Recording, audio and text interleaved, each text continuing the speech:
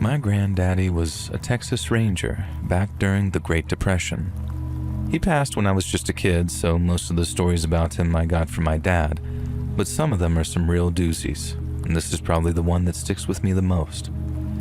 As you can probably imagine, the Great Depression meant a lot of folks turned to crime to make ends meet, and those already raking in ill-gotten gains had to really kick things up a gear to maintain the kind of lifestyle they'd become accustomed to.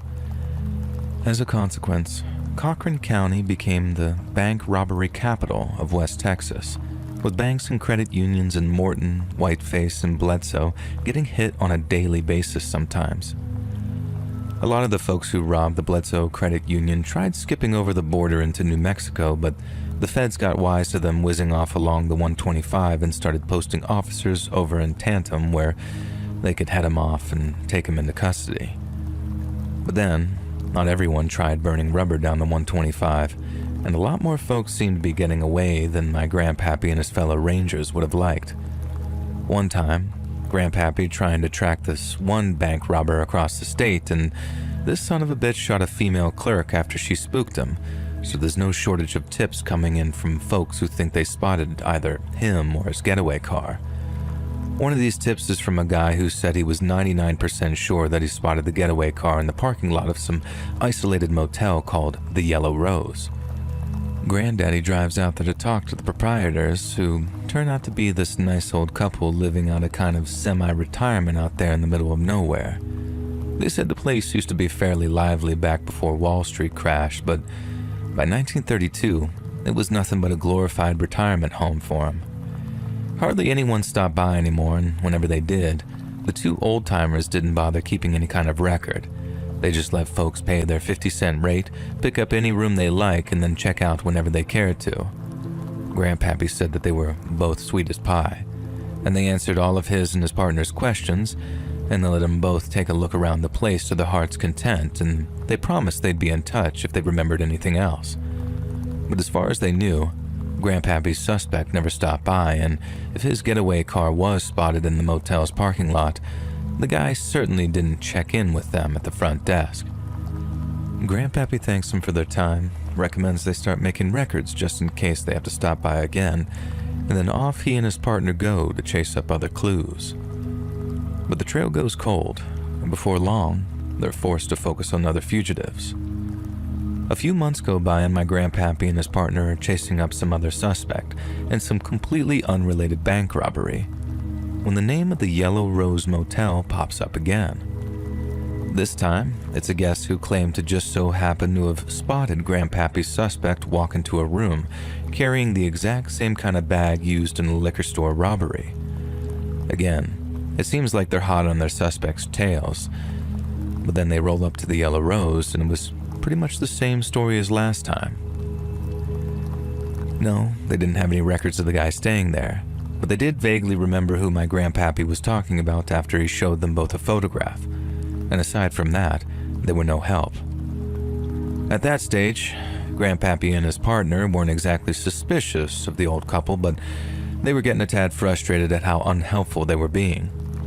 They could be forgiven on account of their age and dispositions, but still, Grandpappy felt like if it were any other motel, he'd have both his robbery suspects in cuffs. And so, a few more months go by and then, yep, you guessed it, the name The Yellow Rose Motel pops up in the witness reports of armed robbery suspect.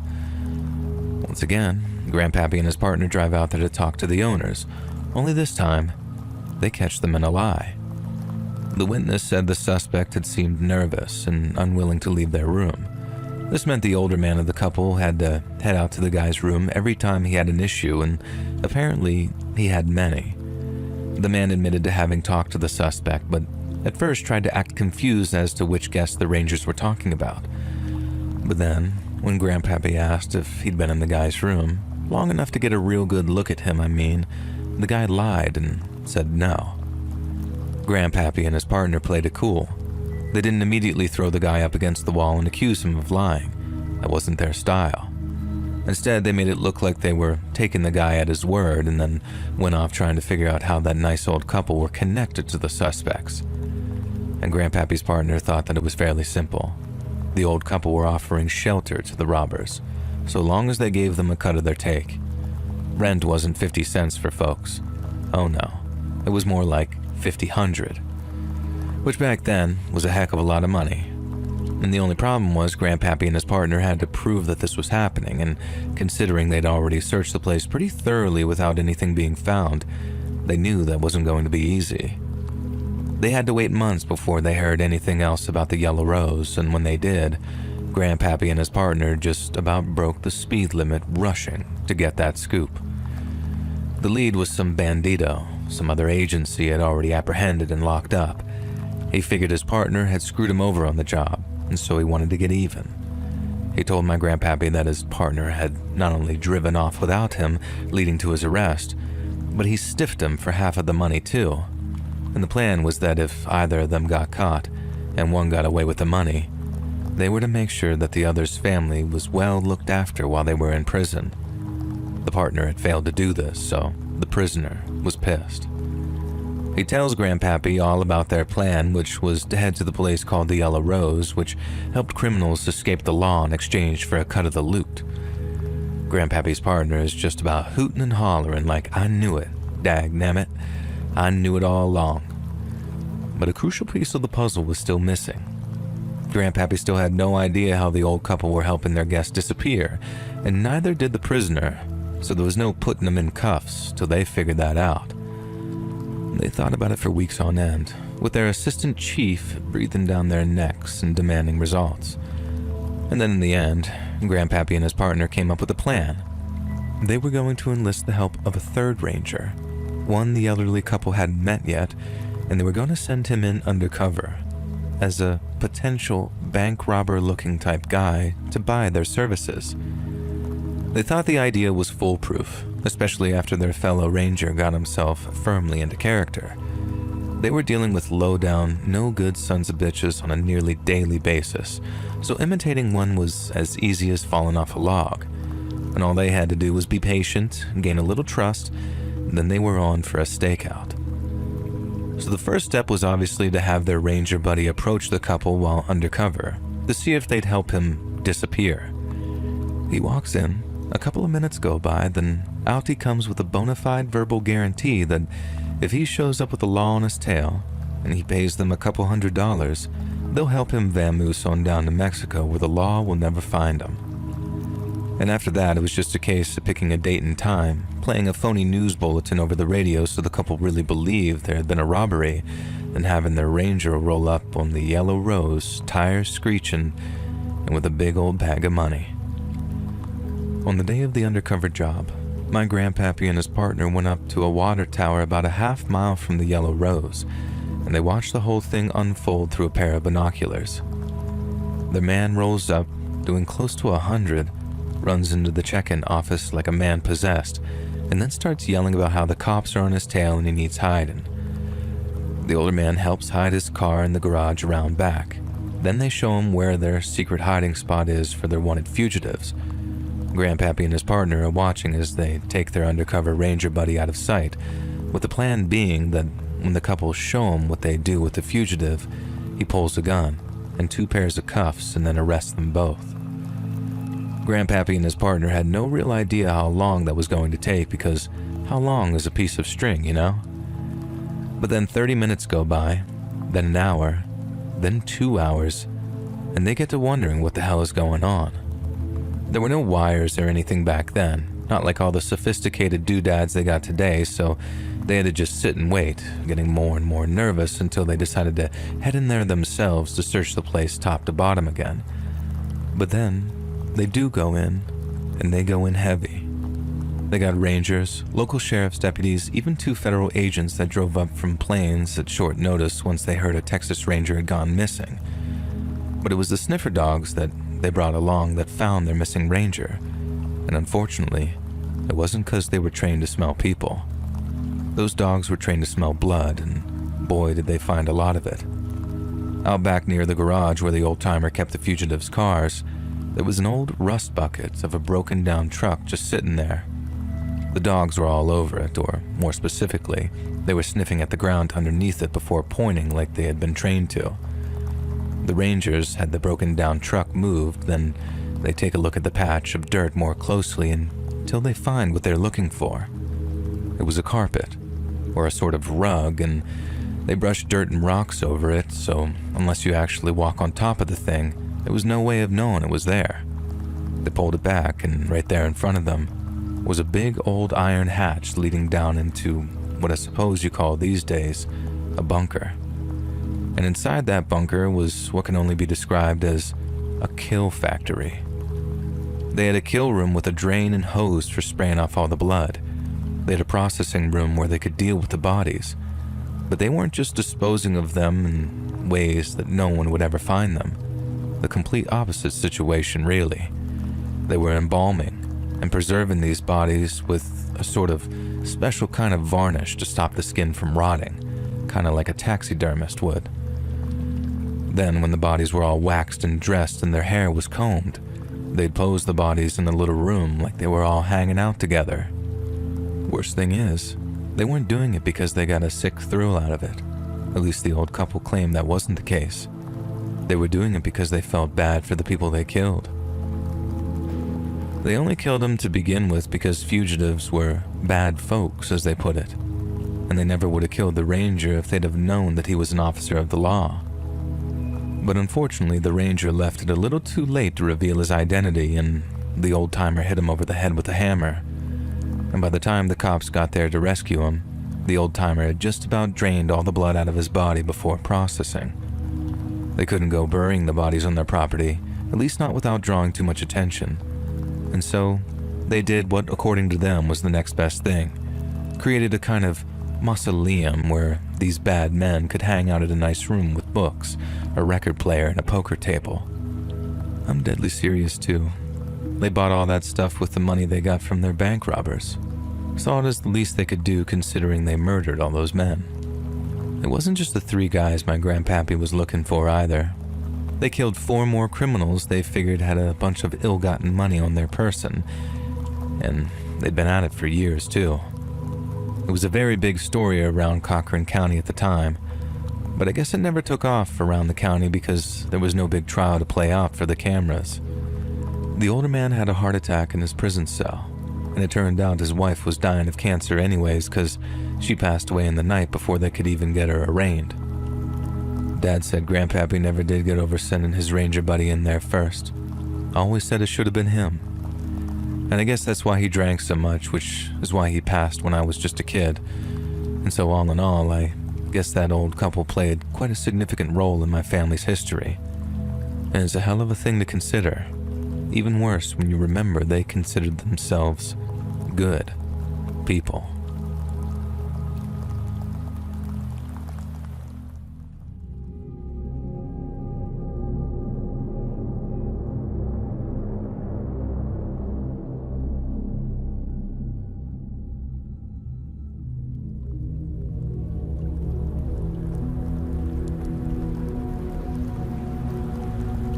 My husband had remained close to his childhood friend, who I'll call John, well into adulthood.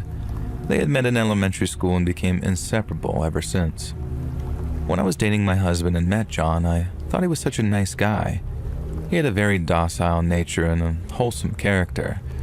Everyone felt comfortable around him. John was the type of person that could get along with anyone. He was trustworthy, dependable, and genuinely kind.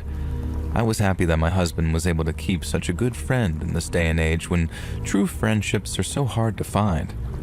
Both me and my husband are estranged from our families, so we were lucky to have someone like John in our lives, and we considered him like family. John was a nerd, like us, so we had many of the same interests. We would meet up every once in a while to grab something to eat, catch a movie, or just hang out at the house playing retro board games and discussing technology. We all 3 had a love of computers, so my husband and John often shared with each other small programs that they could write. My husband and I built computers for a time, and John would come by to give his opinion and advise us on our projects. I suppose the only curious thing about John at that point was that he never really had a girlfriend. In all the years we knew him, he had always been single. He never even dated. I didn't understand why such a nice guy hadn't found someone yet. Our lives seemed to evolve and change, but John just sort of stayed where he had always been, living with his family and never became involved with anyone romantically. And for a while there, we started thinking that maybe he was gay and was simply scared to reveal it since he had a pretty traditional family who he was very close to. And though we wondered amongst ourselves, we never brought it up to him as it seemed kind of inappropriate. It would be like we were invading his privacy or meddling in his life, and we figured that he would eventually find someone when he was ready. John suddenly moved away to a city that was 3 hours away. When he told us, we thought at first that he had decided to finally move on his own, but we were wrong. He had actually moved into a home that his older sister had bought for her retirement. Since she wasn't ready to retire just yet, she was letting him stay there for the time being, and that's when things began to change. John sort of fell off the map. He wouldn't call, he wouldn't visit nor ask us to come visit him. My husband and I figured it was because of the distance. Also, he was probably settling into his new place and getting accustomed to a new city.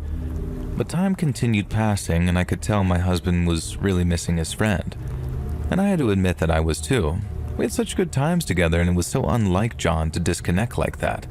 It was so difficult to get in contact with him on the phone, and he wasn't very active on his social media either. And I started to worry about him. I also didn't want my husband to continue distancing himself from his best friend, as it could become permanent. And so I made it my mission to reignite our friendship. I called John and arranged for us to go visit him. Surprisingly, he didn't seem to even acknowledge the fact that it had been about 2 years since we had last seen each other. When we arrived at his place, I was taken a little aback as I hadn't been expecting what I saw.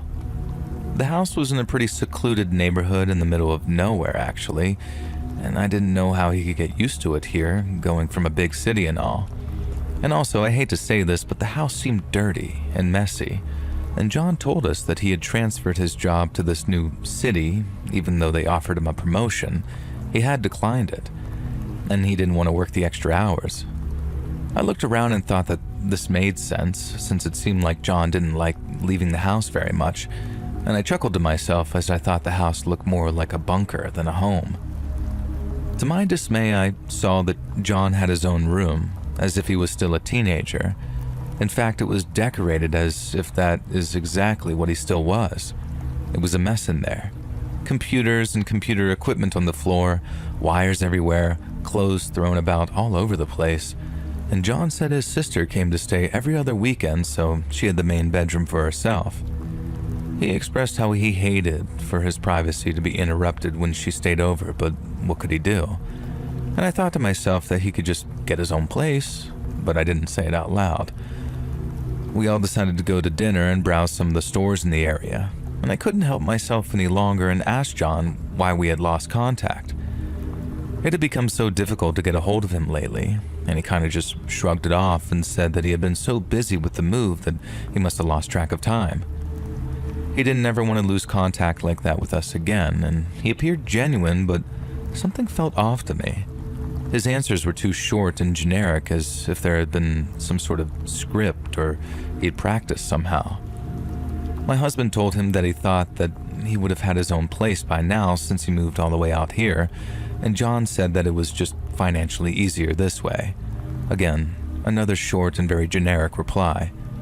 I asked him if he was seeing anyone, and he said that he wasn't in a position to really do that right now, as he really wanted to get his finances in order first.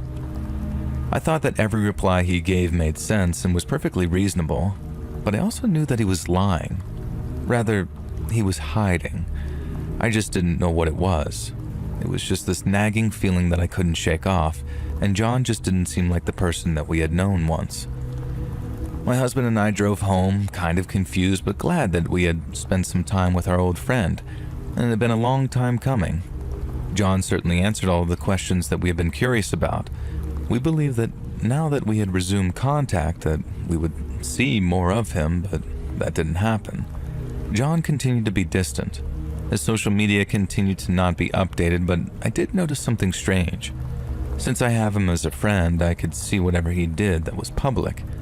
And I noticed that he was liking Nickelodeon programs and would sometimes make comments on their posts. The comments would just mention how good a show's last episode was, or how he couldn't wait to find out what happened next, and I found this kind of odd. His comments also seemed to have been written by someone much younger and not a man in his late 30s, who still watched kids' programs at that age. Oh well, I just chalked it up to John always having been sort of innocent, I guess. And besides, some adults still watch cartoons, right? I suppose there isn't anything too weird then with an adult liking kids' sitcoms. And I didn't mention it to my husband. I'm not sure why.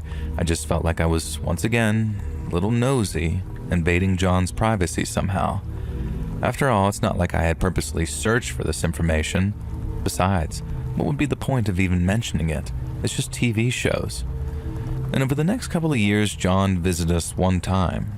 Once again, I had to make a monumental effort to get him to meet with us, even though he traveled our way often to visit his mother. And I got this uncanny feeling that John was avoiding us. Again, as if he was hiding, but hiding what? My husband had pretty much accepted the fact that his friendship had somehow grown apart and things would never be as they were before.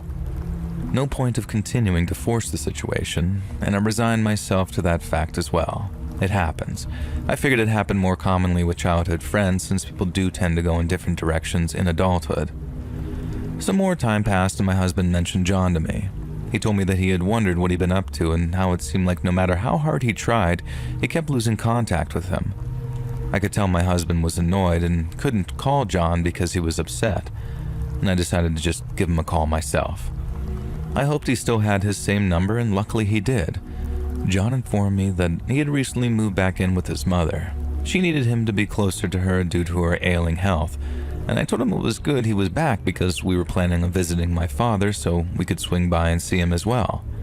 And for the first time, John actually sounded strained and evasive. It didn't sound like himself at all. He told me that he really hadn't been expecting to move back, so he was having trouble getting settled in. And for this reason, he said that he would not be able to meet with us this soon. We would have to meet the following month. And that struck me as strange since his mother's house was the house he grew up in. He had his own bedroom there, so why would it be so difficult to settle in? I accepted his wishes though and told him that the following month we would plan on hanging out for sure. Nothing could have prepared me and my husband for what happened next though. As the month we were supposed to meet approached, my husband called me to come downstairs and look at the TV. He then said to hurry, and I thought he was just being dramatic since he sometimes did so to get me to go see what he was watching, so I reluctantly went downstairs. I immediately noticed that he was white as a sheet. Now he had my attention, and I asked him what in the world was wrong now. He told me to look at this as he holds the remote in his hand, pointing it to the TV. And I sat down next to him and he starts playing a news segment that was showing a courtroom. Suddenly, John is led in by a bailiff wearing an orange suit with his hands and feet shackled. And I literally did a double take as I couldn't believe that it was the same person.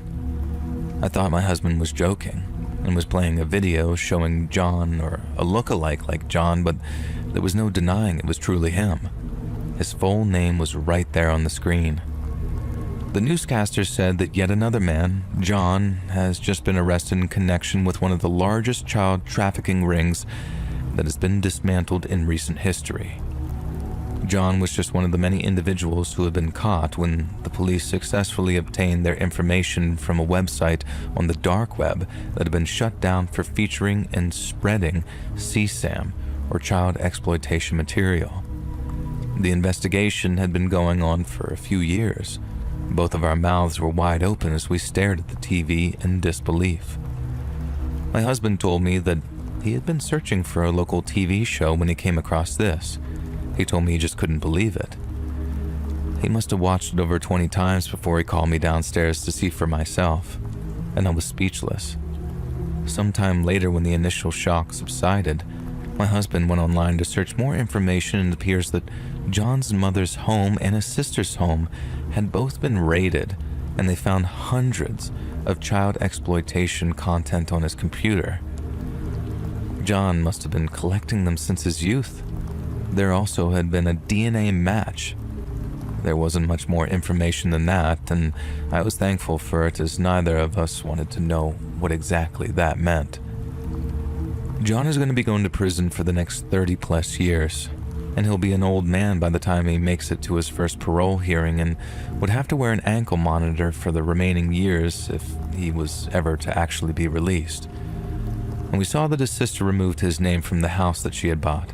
She also removed all mention of him from her social media.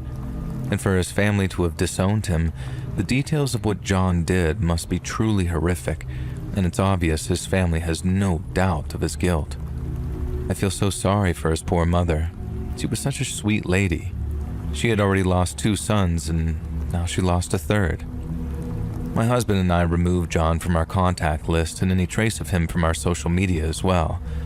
We severed all ties. We decided to not even contact his family, and we will not be visiting him in prison either, though we have so many unanswered questions. This event broke my husband somehow. He has become very paranoid and distrustful of other people, and he's refused to make any new friends. I can understand him, though. It's life-changing when you realize that you never truly know anyone, regardless of how close you are to them. Not really, anyway. The sweet, humble guy that had slept in our home and shared so many great times with us had been an illusion. A very good magic trick. It's as if he hadn't ever existed except in our own minds. John had been hiding something after all, and he had been hiding that he was really a monster.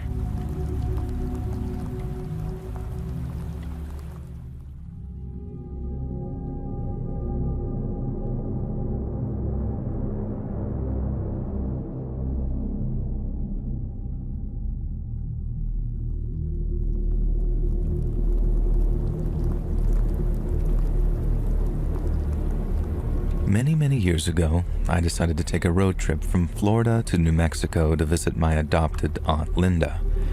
She's my adopted aunt because, well, I didn't have much family growing up, and since she was years older than me and treated me like family, I just started calling her my aunt one day, and it kind of stuck. We first met when we were living in Clearwater, but she developed respiratory problems as she got older and moved to live with an old friend of hers in the drier climates near Albuquerque. We had a sort of tradition of having a fancy day from time to time, where we'd really treat ourselves, go shopping, then go eat somewhere incredibly fancy as like a sort of big morale booster. And when we first met, I wasn't doing so great.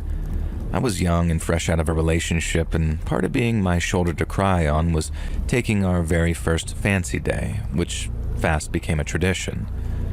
And so to save enough money as possible on that trip, so I could spend as much money as I wanted while I was in Albuquerque, I started looking for cheaper hotels and motels outside of Shreveport city limits, which is where I usually spent the night after around 12 to 13 hours of driving. I found what I thought was a cute little guest house called the Hotel de Ville, and at $20 a night, it was considerably cheaper than most of the other options in downtown Shreveport, and it looked considerably nicer too. I called in advance to make sure that they were okay with late check-ins, and I mean late too, because I sometimes didn't make it to Shreveport until late at night or very early in the morning. But then, once they confirmed that they could handle that, I booked a room and was excited to see what the place was like in person. If it was as nice as it looked, then I'd probably be a returning guest around 2 or 3 times a year. But as it turned out, I'll never be going back to the Hotel de Ville for as long as I live. And so, like I said, I didn't get to Shreveport until late at night. But just as they said I'd be able to, I checked in with the late-night desk clerk and was given my room key. The place seemed really nice, but when I asked how many guests they had checked in, the desk clerk said that I had the place to myself. I thought that was kind of odd because nice hotels like that are very rarely empty. But having the place to myself felt kind of luxurious, or maybe more like peaceful. And so instead of overanalyzing the situation, I just went to my room and got ready to take a shower. I didn't unpack right away. I just grabbed what I needed for my shower, which included a toothbrush I hadn't taken out of the wrapper yet. I unwrapped it, opened up the little mini trash can to throw the wrapper away, but noticed that there was no trash bag in there. You know, like the little white kind that goes in the smaller cans like that. I thought about heading back to the check-in desk to ask the night clerk for one, But then I remembered that I had a little one of my own from CVS that I picked up my travel toiletries in, so I decided to use that one instead. I opened up the trash can and found it was one of those where you have to sort of slide out the plastic liner before putting a new trash bag in, so that's what I did. But then, I slid out the little black liner. I saw someone had scratched a single word into the plastic. Trafico. Now, from having told this story so many times now, some of you are probably going to be yelling at your phones or computers or TVs or whatever, something like, how could you not know what that means? Well, although I don't speak Spanish, I kind of do know what that means. It's just that what you're probably thinking right now didn't occur to me at the time at all. I was so tired from driving for so long that I honestly just thought, what a weird place to tag something like that. Like, of all the places to scratch your name or probably a nickname by the looks of things, why do it there, where most likely only the hotel's housekeeping would see it? I shrugged it off, put the trash can back together with a bag in it, and then threw away the wrapping and box for my new toothbrush and toothpaste. I then took a shower, walked back into my room, toweled off, and then started looking around for where the room's hairdryer was kept. And since from experience that's usually the deepest drawer or cabinet in the desk or bedside table, that's where I went first. I checked the little cabinet in the bedside table first, and bingo, there was the hairdryer. But after I took it out, I saw that there was a little piece of paper underneath it. Now, my first thought was something like, this better not be a piece of paper that says not working or all that, because I was very much looking forward to actually drying my hair. It's kind of relaxing and soothing. But when I took it out and unfolded it, I saw that all it said was, help me. And the second I laid my eyes on those words, my heart kind of skipped a beat. I checked the back of the paper, but there was nothing. That's all it said. Help me. I looked around the room again, my eyes darting to every corner as this sudden feeling that something was badly wrong took hold of me. I was irrationally terrified that someone was in the room with me, but it was just me, alone with this creepy silence in the air. I didn't know what else to do. I wasn't sure if just a note was enough to call the cops over, so I took it down to the front desk to ask the clerk what he thought we should do about this. And the guy was still there, sitting at the desk reading a magazine and looking like he'd rather be at home in bed. I explained the situation, told him maybe someone had been scared or in fear for their life in that room that I was in, but after realizing all I had was a handwritten note, he just sort of dismissed the thing as sort of a little prank. I asked him how he could be so sure that it was nothing to be alarmed over, and he responded by asking if there was anything broken, or any blood, or anything like that. There wasn't. There was only the note, and then when I made that clear, he said what I'd been thinking. That it wasn't enough to call the cops over, so unless I wanted to check out or move rooms, there wasn't much else that he could do for me. I walked back to my room and just sort of sat there for maybe 10 to 15 minutes and then repacked my stuff and actually checked out. I literally felt like I was about to be the star of my own horror movie. I've listened to enough of your podcasts to know what happens next. Like I was about to get the dumb female supporting actress whose sheer ignorance and naivety gets her chopped to pieces in the opening 10 minutes.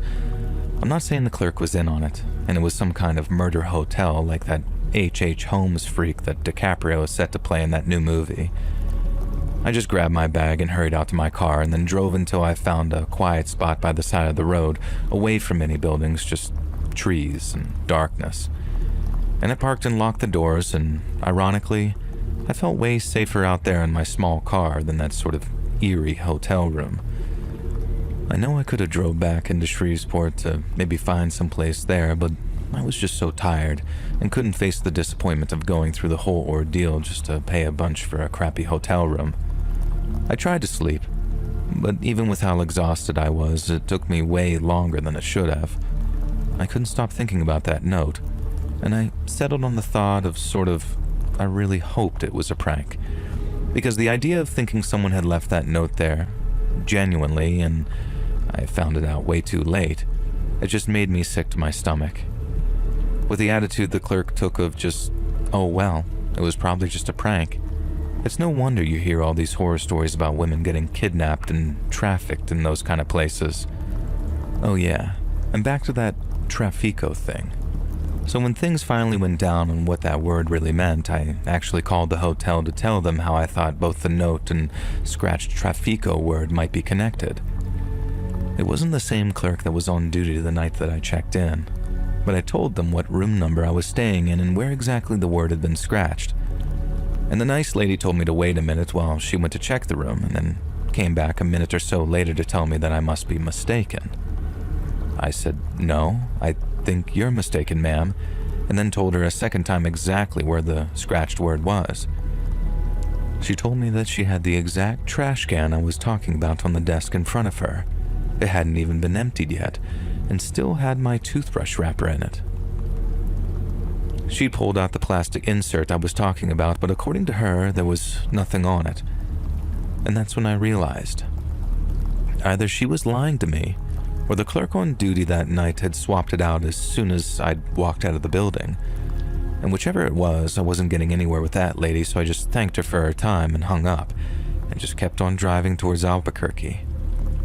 I told my Aunt Linda all about it when I finally got to her, and she took all that confusion and fear away with 5 little words. "You did the right thing." Even if it was just some dumb prank, I did the right thing in alerting the clerk and then getting out of there when I didn't feel safe anymore. And then for all I knew, the person who wrote that note did so a long time before I found it, in which case their situation could have quite easily resolved itself. Linda helped me rationalize it, square it away in my head, and then after that I started to feel a little better. And I'm not saying I'm haunted by what happened because, like I said, I don't know for certain what I found that night. But even today I still wonder if I came across something very, very dark, and only just touched the surface of what's going on at that hotel.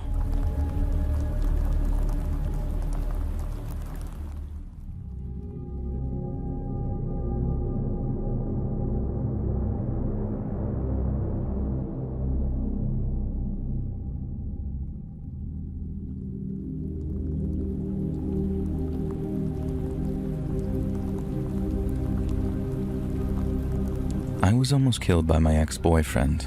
I'll be changing the names to protect myself. Now I'll start with a quick backstory.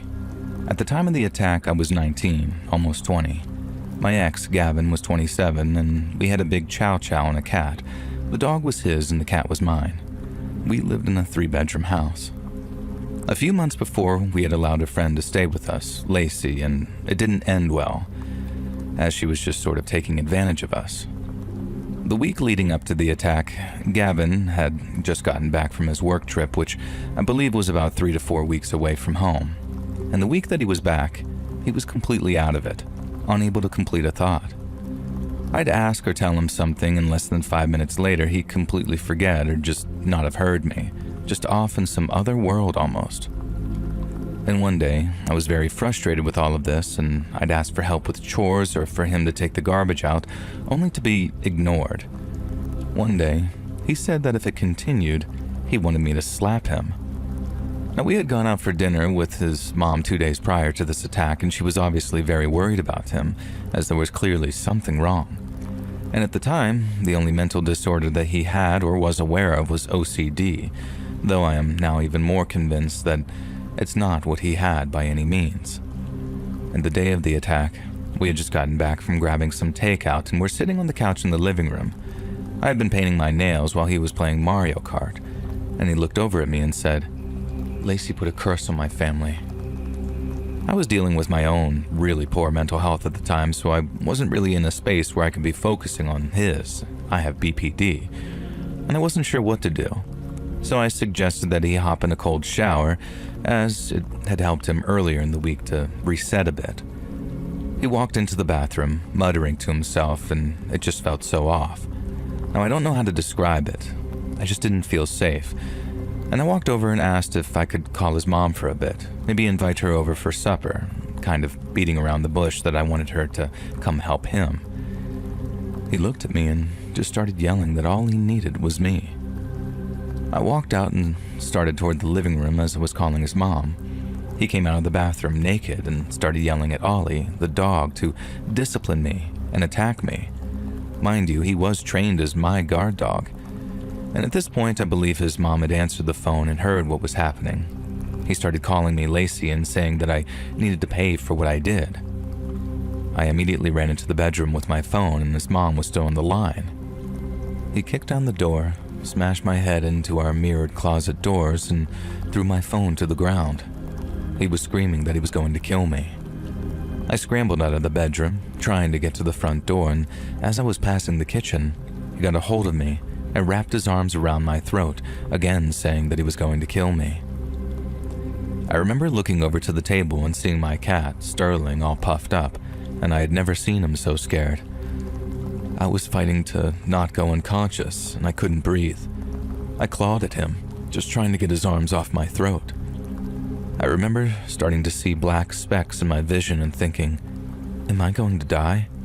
What is he going to do with my body? Then he started asking me if I knew what it was like to have unspeakable things done to me. And this is the part where I'm not sure if he was actually out of his mind. I have been assaulted inappropriately before, and it had been a year that month, I guess, and I was very open about how that had been affecting me and open about telling him. He threw me to the ground and put his foot over my head as if to stomp on it. And this was the only time that I had seen his eyes throughout this attack, and they were almost lifeless. His pupils were so dilated you could barely see the iris, and he was yelling over and over again, "Admit it, Lacey. You know what you did, admit it."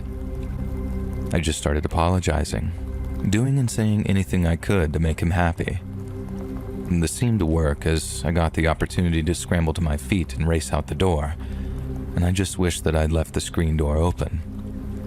I ran from house to house in nothing but shorts and a sweater in February in one of the coldest provinces in Canada. I got into maybe 2 to 3 houses before I heard Ollie screaming, and it's a sound I can never get out of my head.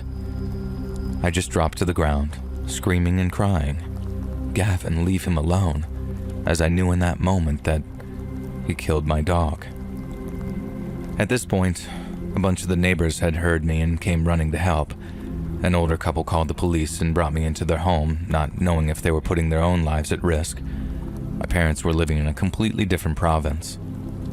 Someone gave me their phone to call my mom, and she was out for supper with some friends, and I just told her, "Gavin killed the dog and tried to kill me." The police finally showed up after what seemed like hours, 5 or 6 cars, firearms out and ready. They used a megaphone to tell him to come out with his hands up, and he walked out naked, covered in blood. Once they had gotten him into the car, a police officer came to talk to me while the others searched the house. And shortly after, an officer came up and asked how many dogs we had, and I told him 1 and a cat. I asked if Ollie was still alive, and they told me that he was dead in the bathtub. Gavin had killed him in the living room and then brought him into the bathroom, filled up the tub, and put Ollie's body in it. I asked about the cat, and they said they couldn't find him yet, and I was sure that he had killed my sweet boy too. Sterling was the only thing I could think about, and I went into a panic and was no longer able to give them any more information. I was in tunnel vision repeating, "Where's my cat? I want my cat. Find my cat." The officers asked if there were any treats that they could use to coax him out and where his hiding spots usually were, and they ended up finding Sterling alive. But he was so scared and attacking the officers. They had blocked off the worst of the scene, so they had me go in to get him. There was still so much blood, and the smell of blood and feces was overpowering. Sterling was in the bedroom on the bed, just crying. I scooped him up and asked the officers to find my vape, and as I was walking out of the house, Gavin's mom had just gotten out of her car. She asked me where Ollie was, and all I could say was, "Gavin killed him." And she just dropped to the ground and started bawling. 2 weeks later, Sterling and I were on a plane to my mom's. The court case took over 2 years, and I later found out Gavin had loaded our guns, and I never wanted to know how he killed Ollie, but when going through the evidence, an officer mentioned a baseball bat, not knowing that I didn't want to know. He only got 10 months of house arrest for all of this, and to this day, 2 years later, he still tries to contact me, blaming me for not getting him help earlier. And I think the worst part is that I do partly blame myself.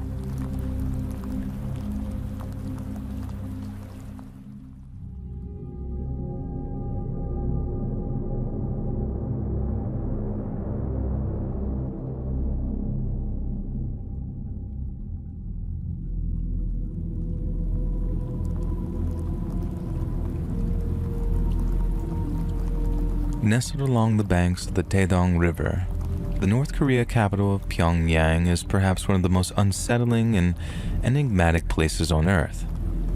Befitting its moniker, the Hermit Kingdom grants entry to only a limited number of curious tourists each year, and those welcomed are subjected to incredibly strict regulations. Visitors must always be accompanied by a guide and are only permitted to visit a handful of carefully selected and delicately curated locations. Then, as for their accommodation, visitors are usually checked into one of the only hotels in the entirety of North Korea that permits foreign guests, a stark beige monolith known as the Yonggakdo International Hotel. At 400 meters wide and deep enough for the passage of large ships, the Taedong River is one of the largest in North Korea and boasts a great number of larger and smaller islands. One of these islands, known as Yonggak, is located almost smack bang in the middle of Pyongyang and is home to the eponymous International Hotel. Constructed in the late 80s on the island's far northern tip and opened in 1995, the 47-story hotel essentially serves as a containment compound for North Korea's foreign visitors, and guests are only permitted to check in following a thoroughly extensive background check. Upon entering the Yonggakdo Hotel, guests are greeted by high ceilings, marble floors, and dark leather seating, touches of rare opulence in a country like North Korea. But plastering the lobby's walls are garish reminders of both time and place. Vast hand-painted murals depict heroic, larger-than-life figures engaged in key moments of North Korean history, such as the nation's founding or their supposed victory in the Korean War. Others show scenes of joyful workers, farmers, or soldiers, all embodying the spirit of self-sufficiency and loyalty to the state. In each image, everyone is smiling, everyone is joyful, but they are masks which hide a terrifying but wholly unspeakable truth. Upstairs, rooms are decorated in very neutral shades of beige, cream, and light green. The furniture is functional, the bathrooms Spartan but clean, yet the hotel's more public spaces are anything but ordinary. At the top of the hotel sits a slowly revolving restaurant, offering diners a 360-degree view of Pyongyang while enjoying a blend of Korean and Western cuisine. While the hotel's casino attempts to add a touch of Vegas to proceedings with red carpets, gold fixtures, and the tinkle of slot machines for ambience. The hotel's basement hosts a gift merchant, a one-stop shop for all your propaganda needs, where things like books, badges, and posters are available to purchase. However, there is another area of the hotel that is strictly forbidden to its guests, and have thus become a subject of deep curiosity to both visitors and observers alike. The hotel staff refer to it as the communication and rebroadcasting floor, but guests simply refer to the place as the fifth floor. Many believe the fifth floor serves a dual purpose within the hotel. The first is to monitor the movements and communications of the hotel's guests. The second is to ensure the compliance and loyalty of the hotel staff. Unlike the rest of the hotel, the fifth floor is said to be decorated in the style of a North Korean military installation, with endless grays and aggressive propaganda replacing the soft colors and warm welcomes of the wider hotel. Yet the fact remains that no one actually knows for certain what occurs there. Seldom has North Korea permitted Western photographers onto the fifth floor, and their explanation of the floor's purpose has been vague at best. Many know better than to go snooping around restricted areas in a country suffering a brutal dictatorship, but the same could not be said for one particular visitor to the Yonggakdo International, who through either valor or vacuousness decided to find out for himself. Born on December 12th of 1994 in Cincinnati, Ohio, Otto Frederick Warmbier grew up to be an intelligent and gregarious young man. Upon graduating high school, he studied commerce and economics at the University of Virginia and spent a year at the London School of Economics as part of an exchange program. It seems his visit to the United Kingdom sparked a deep wanderlust in young Otto, and over the years that followed, he traveled to Cuba, Ecuador, and a host of other European countries. By the summer of 2015, Otto had turned his sights on East Asia, and after some searching, secured a free trip to Hong Kong via another study abroad program set to commence in January the following year. But while researching his exciting new adventure, Otto came across a group known as Young Pioneer Tours. Run by two Western men and operating out of a Chinese city close to the North Korean border, Young Pioneer Tours advertised trips to destinations your mother would rather you stay away from, including the isolated and insular nation of North Korea.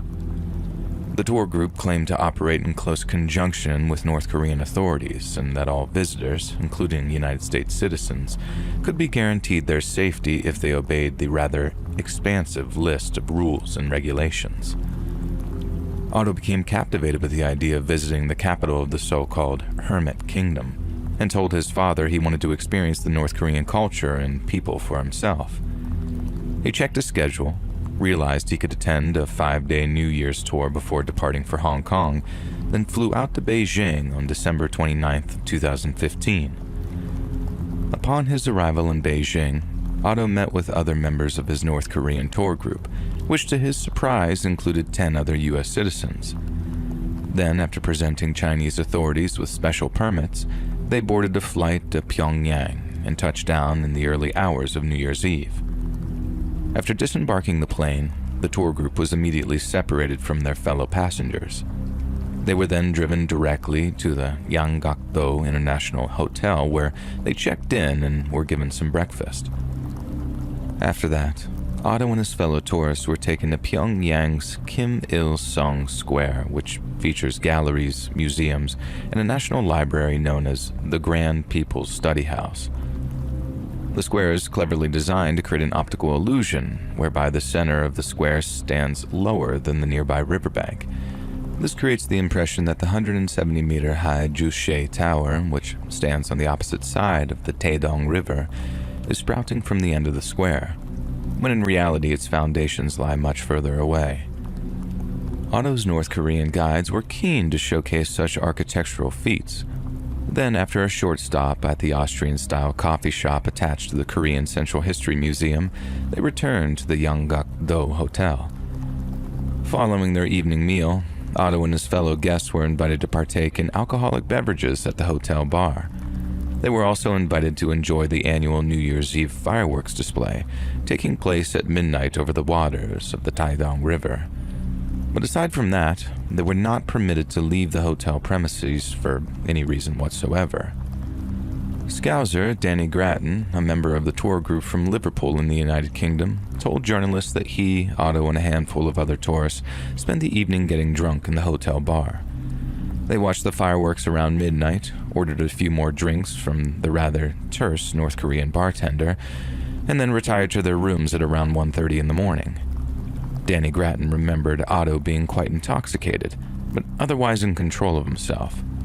What happened next suggests otherwise. Otto was known to thoroughly research his prospective travel destinations, and he'd no doubt done a lot of prior reading to the Yanggakdo Hotel. Since visitors are explicitly warned to stay away from the hotel's communication and rebroadcasting floor, many returned home with eerie stories regarding the mysterious fifth floor. Otto had almost certainly heard of such stories, and likely harbored his own personal curiosities. He'd also no doubt observed how quiet the hotel was in the wee small hours of the morning, so whether out of bold inebriation or some other unknown inclination, Otto crept out of his hotel room, walked down to the elevator, and hit the bright red call button labeled 5. When the elevator door opened in front of him, Otto Warmbier found himself on the legendary 5th floor of the Yanggakdo International Hotel, and all the stories were true. The color scheme was metallic, the hallways seemed endless, and the garish propaganda posters which lined the walls were unlike any his guides had permitted him to see. One image showed a North Korean tank crushing American and South Korean soldiers under its treads. Another depicted North Korean soldiers with bayonets, advancing on a scene where an American soldier threatens a mother and a child. The American is depicted in a grotesque, monstrous form as he lunges at the terrified mother, while the handsome and heroic North Koreans rush to save her. Other posters depicted the U.S. Capitol building in the moments before being struck by a North Korean nuclear warhead. "The U.S. will be crushed first if they invade us," the caption read. Otto was no doubt exhilarated to have snuck onto the 5th floor, and after perusing the hallways for a few minutes, he decided to head back to his room for the night. But not without grabbing himself a little souvenir in the form of a North Korean propaganda poster. It's unclear which poster he took, and frankly, no one is 100% certain if he even stole one or not. But 2 days later, as Otto arrived at Pyongyang International Airport to await his flight back to China, he was arrested by North Korean officials. Danny Grattan, the Liverpudlian on the tour, later issued a statement to the Western press. "No words were spoken," Grattan said. 2 guards came over and simply tapped Otto on the shoulder and led him away. "I just said kind of quite nervously, 'Well, that's the last we'll see of you.' There's a great irony in those words because that was the last physical time I saw Otto, ever. He didn't resist. He didn't look scared. He sort of half smiled, then off they went." As the decidedly nervous tour group boarded their plane, Grattan hoped Otto would suddenly walk through the hatch, a relieved smile on his face. But the only other person who did was a North Korean police officer. "Otto Warmbier is very sick," he said, and has been taken to the hospital. A representative from Young Pioneer Tours attempted to talk to the officer, but was informed any further communications would have to be conducted via official channels. North Korean air traffic control then ordered the plane to depart, and having little choice in the matter, the pilot opted to obey their commands. Otto Warmbier had been left behind. In the days that followed, the country's state-run Korean Central News Agency announced that Otto had been detained for a hostile act against the state.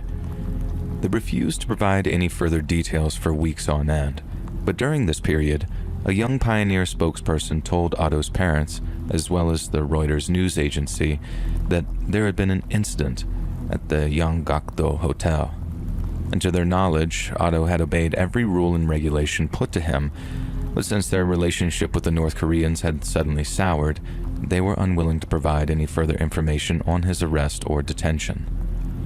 Otto's parents had to wait a full 6 weeks before they got any answers, at which point they came from the lips of their own son. On February 29th of 2016, the North Koreans held a press conference in which Otto was paraded before their state media. Reading from a prepared statement, Otto confessed to the attempted theft of a propaganda poster from a restricted area of the 2nd floor, with the changing of the 5th to 2nd floor being a way of deterring future thefts. The poster, which supposedly said, "Let's arm ourselves strongly with Kim Jong-il's patriotism," was intended as a harmless souvenir. But in the eyes of the North Korean judiciary, its attempted theft represented a serious crime. Otto also went on to state that the attempted theft had been committed on behalf of a Methodist church in his hometown, as well as a secret fraternity at the University of Virginia known as Z Society. However, both groups denied any association with Otto, with Time magazine later calling the accusations fanciful and implausible. Many believe the confession to have been coerced in some way, as not only did one observer remark that Otto was clearly under duress, but countless other former prisoners have detailed horrific torture sessions in which they were forced to issue false and damning statements against themselves. On March 16th, a U.S. envoy met with 2 North Korean officials to negotiate Otto's release. His attempts were unsuccessful, and just hours later, Otto was convicted in North Korea's Supreme Court on charges of subverting Article 60 of North Korea's Criminal Code. His trial, which lasted just 1 hour, included evidence such as CCTV footage, fingerprint evidence, witness testimony, and Otto's own coerced confession. The CCTV footage showed a man, identified as Warmbier by his North Korean guide, entering the staff-only area. This was followed by the release of a brief low-resolution video, time-stamped at 1:57 a.m., showing a figure removing a poster from a wall and placing it on the floor. A hotel staff member told the court, "When I got off work, there was nothing amiss, but when I returned, I thought someone had deliberately taken the slogan down, so I mobilized security to prevent damage to it and reported it to the authorities." In his confession, Otto claimed that he had abandoned the poster after discovering it was too large to carry away. "I never should have allowed myself to be lured by the United States administration into committing a crime in this country," he said, in a statement quite clearly written by North Korean spin doctors. "I wish that the United States administration never manipulated people like myself in the future to commit crimes against foreign countries. I entirely beg you, the people in government of the DPRK, for your forgiveness. Please, I made the worst mistake of my life." His pleas fell on deaf ears. The court held that he had committed a crime, and I quote, "pursuant to the United States government's hostile policy toward North Korea in a bid to impair the unity of its people after entering it as a tourist." He was then sentenced to 15 years of hard labor in a North Korean prison camp. Human Rights Watch labeled the hearing a kangaroo court, while describing the sentence Otto was given as outrageous and shocking. And despite North Korea's claims to the contrary, U.S. State Department spokesman Mark Toner stated it was clear that they had arrested an American citizen purely for political purposes. Otto's parents, Fred and Cindy, met with numerous Obama administration officials, including then Secretary of State John Kerry, but North Korean diplomats proved prickly at best. It wasn't until June of 2017 that negotiations bore fruit, when Secretary of State Rex Tillerson announced that North Korea had released Otto following a full pardon for his crimes against the state.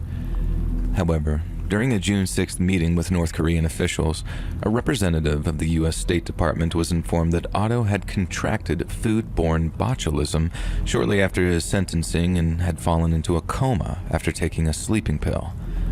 U.S. officials asked North Korea exactly how long Otto had been in a coma, and the answer they got was as shocking as it was horrifying. 15 months, they were told.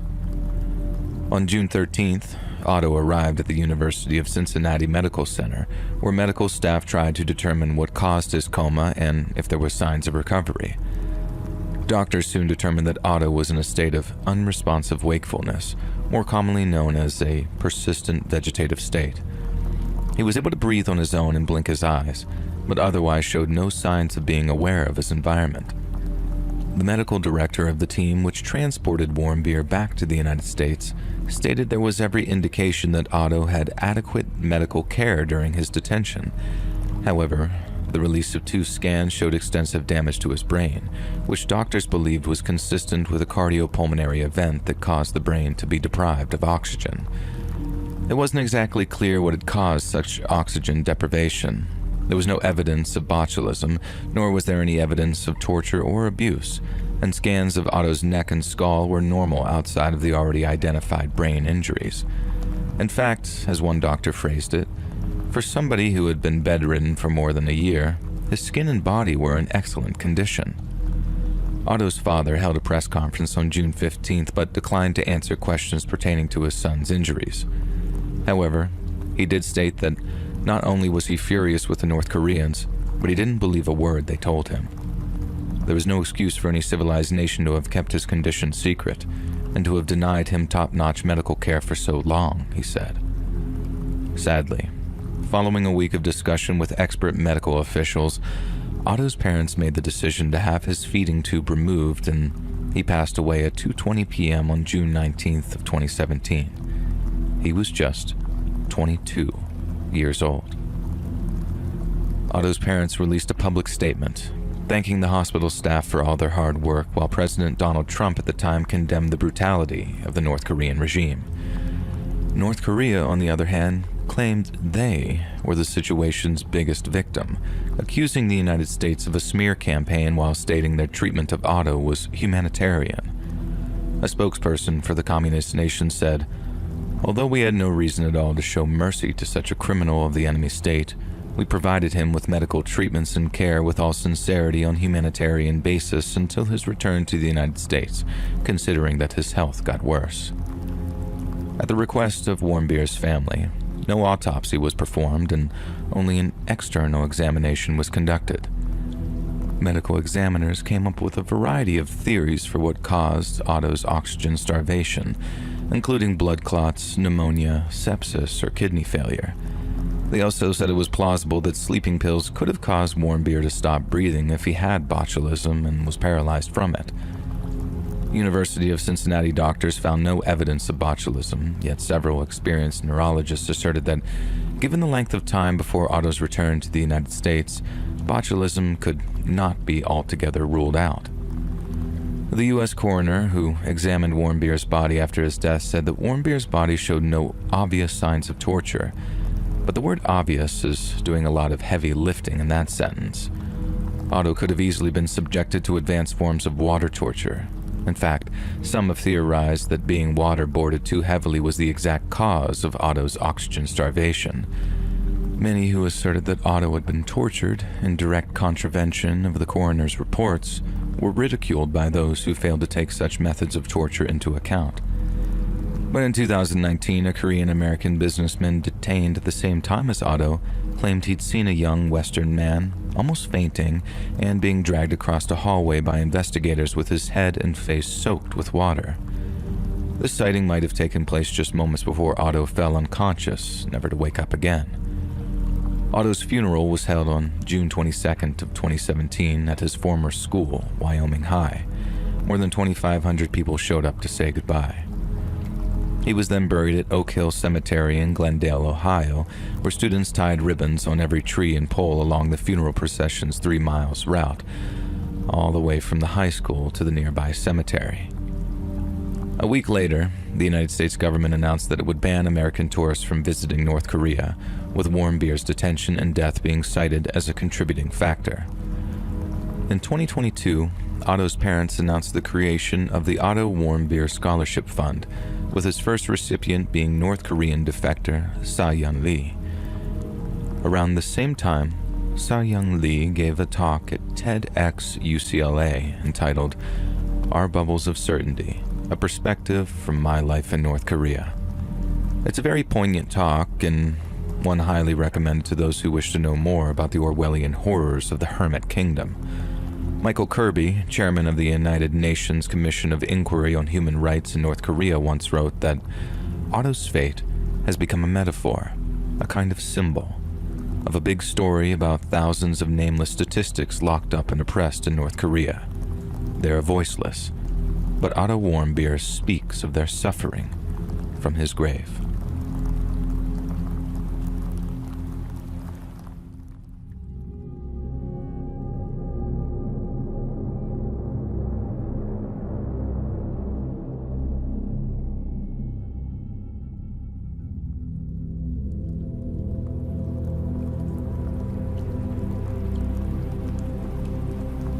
This happened to me in Tempe, Arizona, not far from Mill Avenue where all the bars are at.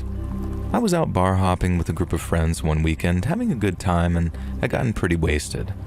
I have this terrible habit of wandering off and getting lost when I drink, and this particular night I had managed to get myself in a very dumb situation. After wandering down streets for almost an hour, I started to realize that I was very lost, and to make things worse, my phone was out of battery. At some point, I decided that I would just walk back to my friend's house, which I knew was somewhere north of an area that we were bar hopping. Now, I should mention that I am severely incompetent when it comes to directions and navigating in a city, so I didn't realize that I was a solid 7 to 8 miles away from my friend's place. As I was stumbling confidently along the empty roads at 2 a.m., a sedan suddenly pulls off the road in front of me, aggressively, almost blocking my path. Somewhat startled, I look towards the driver's side and see a rather large and mean-looking black gentleman staring me down. In situations like this, most people have one of two reactions. They either become scared and defensive or angry and aggressive. I, on the other hand, am an insane person and was just drunk enough to have no sense of the danger that I might be in. Now, I should mention that I am your typical privileged suburban white boy, not particularly threatening or big, and I proceeded to wave at the guy saying, "Hey man, what's good?" I'm not completely sure, but I think I was probably smiling too. I specifically remember the face that he made. It was sort of confused and conflicted, as if I were asking him what year it was. He paused for a second and asked me something, but I couldn't understand what he said, and I responded back, "Huh?" And he then asked me, "Where you going?" I told him I was trying to walk to my friend's place, but I have no idea where I am. After another pause, he told me to get in. Now, without thinking, I walked over to the passenger side and hopped in. Pretty dumb, right? Well, at the time, it seemed like a good idea. And once I got in, I was able to get a better look at the guy. He was covered in tattoos and was wearing your typical thug attire. I also noticed his arm was all bandaged. Oh, and he had a pistol clearly tucked into his shorts. And again, for some reason, none of this fazed me at the time. He asked me where my friend's place was, and I gave him directions. Now, I'm pretty sociable and talkative when I drink, so I immediately started chatting with the guy casually. I don't remember exactly what we talked about, but eventually he started telling me that he had just gotten out of the hospital after being treated for a gunshot wound on his arm, and his girl just broke up with him because of it. Apparently, she didn't like that he was in a gang and getting into gunfights. Go figure. He then told me that he was real pissed off about her and about getting shot, and he was driving around looking for someone to rob when he found me, and that he has served time for robbery in the past. At that point, my drunken brain started to connect the dots, and I thought about the roughly $200 that I had in my wallet at that very moment. But instead of freaking out, I just said something like, "Damn, man, that's rough." He also told me that he really wanted to be a rapper, and he was trying to get his music career started. I tried to be supportive, telling him to just go for it. About 10 to 15 minutes later, we pulled up at my friend's place. Now, this is when I should have just gotten out of the car and told the armed man thanks for the ride, but again, I'm an insane person and felt like I owed him one for taking me all the way there, so I asked if he wanted to come in and smoke some, and he said he was down. At this point, my friends had already been back for a while and were all wondering what had happened to me. And as you might expect, they were awfully surprised when I showed up with a strange black guy who I now knew was a gang member who had debated robbing me at gunpoint. What the dude did next sort of sketched everyone out, though. My buddy lives in a house with a few other people. His room is at the very end of the hallway, and that's where they all were listening to music. He also has a huge safe in his closet that is visible as soon as you walk in the room. I didn't realize it, but my new friend had brought his gun inside with him, and shortly after entering the room after everyone said what's up, he took his gun out of his waistband and put it down right on top of the safe in front of everyone.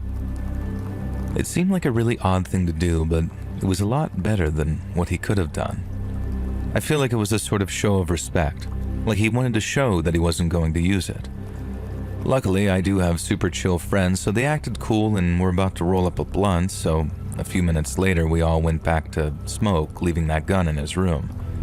The dude chilled with us for a while longer and actually seemed to get along with some of my friends who had a similar interest in music.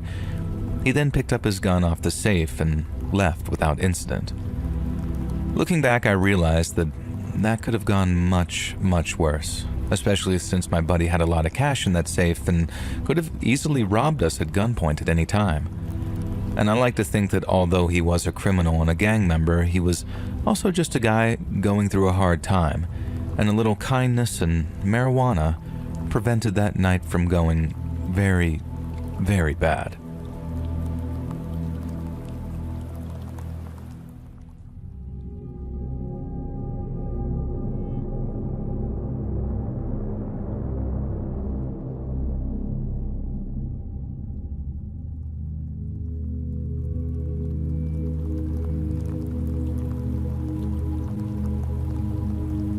Hi, Let's Read. My name is Dinesh, and I was born in Sri Lanka, but I've been living and working in Mumbai, India for the last 20 years. My daughter came across your YouTube channel around Halloween of last year, and at first, I wasn't sure if she should be watching such scary stories. But since she started watching, her colloquial English has improved a lot, and I'm happy to say that you're having something of a positive influence in her life. There's also another, albeit a little bit of an unusual reason why I'm happy she's watching your channel, and that's the fact that you take viewer submissions. She's 14 years old now, and although we have a fairly good relationship, there have been times when we've gone through some strain. Now, for example, when she was 12, she got into a habit of slamming her bedroom door whenever she was angry with school or her friends or what have you. Every time she did, which wasn't very many times, I was absolutely livid, more furious than she had ever seen me before. She felt victimized, and I can understand. Her brother has broken a window with his cricket ball before, and I didn't get as angry as I did. And I tried explaining that it was the sound that bothered me so much, but she didn't understand and wouldn't accept my apology. But she doesn't understand because there's something she doesn't know, and it concerns something that happened to me just a few years before she was born. Something that resulted in me suffering from a very prolonged and very acute post-traumatic stress disorder. For the life of me, I can't find it in myself to tell her what had happened to me, and so instead, I think I might ask you to do it for me. I used to be employed as a floor supervisor at the Taj Mahal Hotel here in Mumbai, and I first got the job in early 2008 when I was still just the tender age of 24 years old. I was very proud of myself to attain such a lofty position at such a young age, because it came with a lot more prestige and pay due to the heightened responsibility. It could be very stressful at times, because my bosses could be very hard on me, but it meant that I could seriously consider starting a family as my salary and lodgings had made me a very eligible bachelor. Just under a year into working there, I thought I could see myself working here for a long time. But then one night, everything changed. It was around 9:30 p.m. when it started. The hotel was bustling with guests and staff, and we were all very busy, and it was business as usual. Then suddenly we heard what sounded like firecrackers coming from the lobby downstairs. But our confusion turned to pure terror when we realized it wasn't firecrackers, it was gunfire, and our terror only intensified as the sounds drew closer. I was in the lobby when I saw people running, their faces painted with panic, and I remember the distinct smell of gunpowder drifting in the air. I remember ducking behind the reception desk. My heart was pounding at a mile a minute, and over the chaos, I could hear guests screaming as they tried to make sense of what was happening.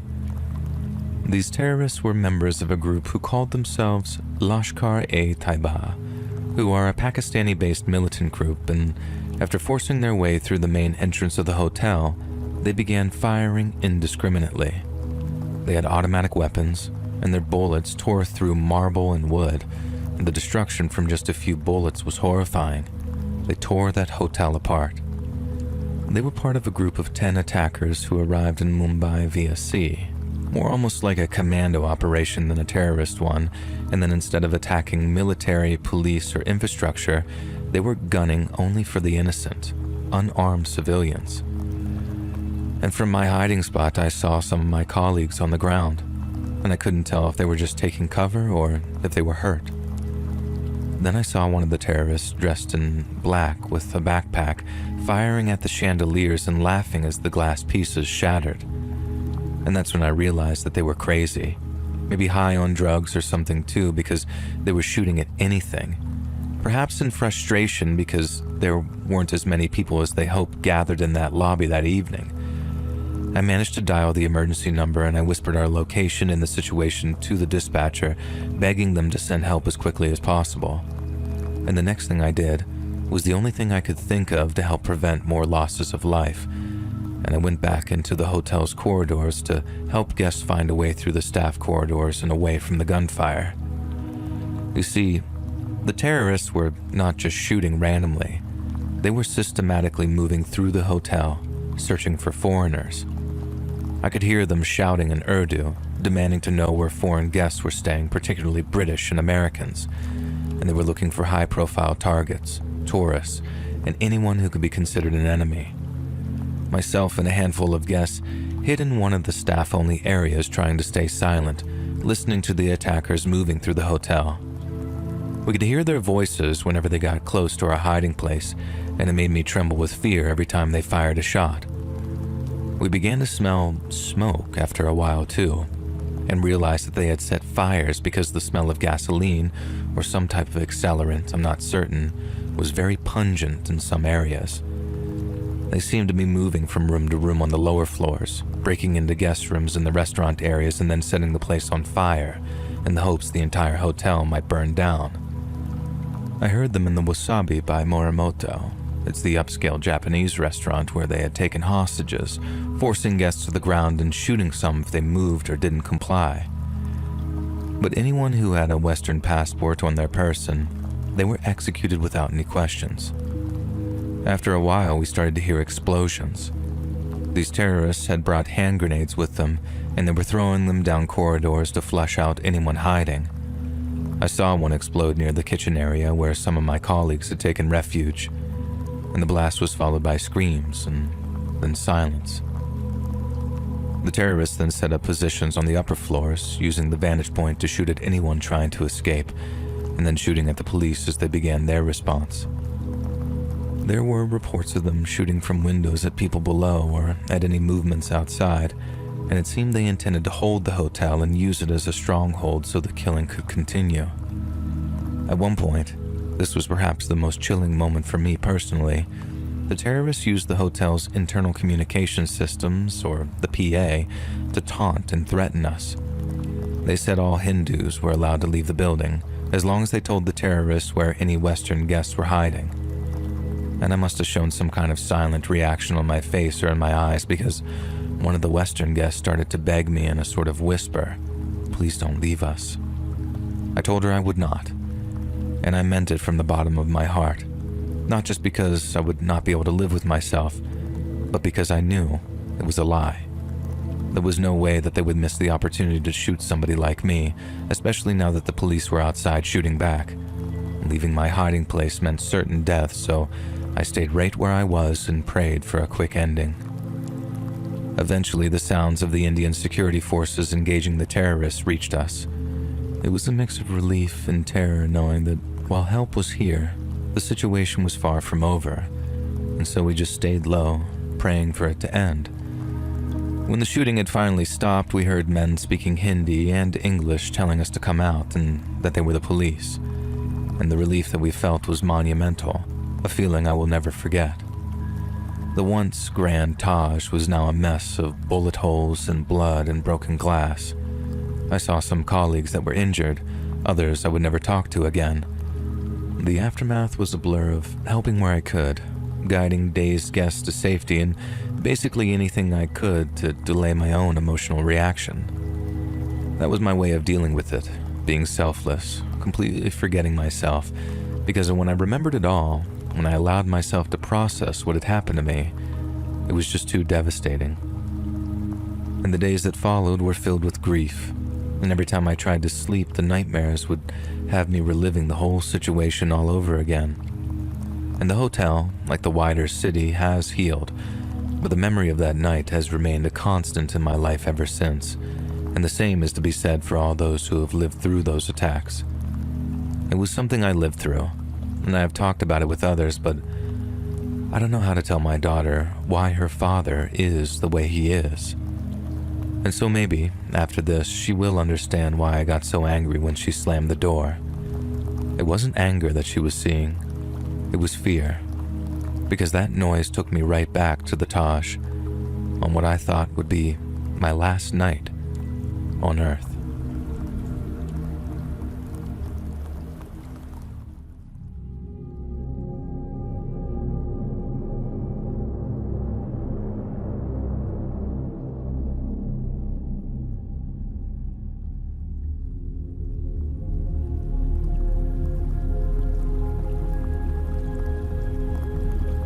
Surprisingly, this is one of those stories I forgot about until a few days ago when I was talking to a school friend on call and I got reminded of this.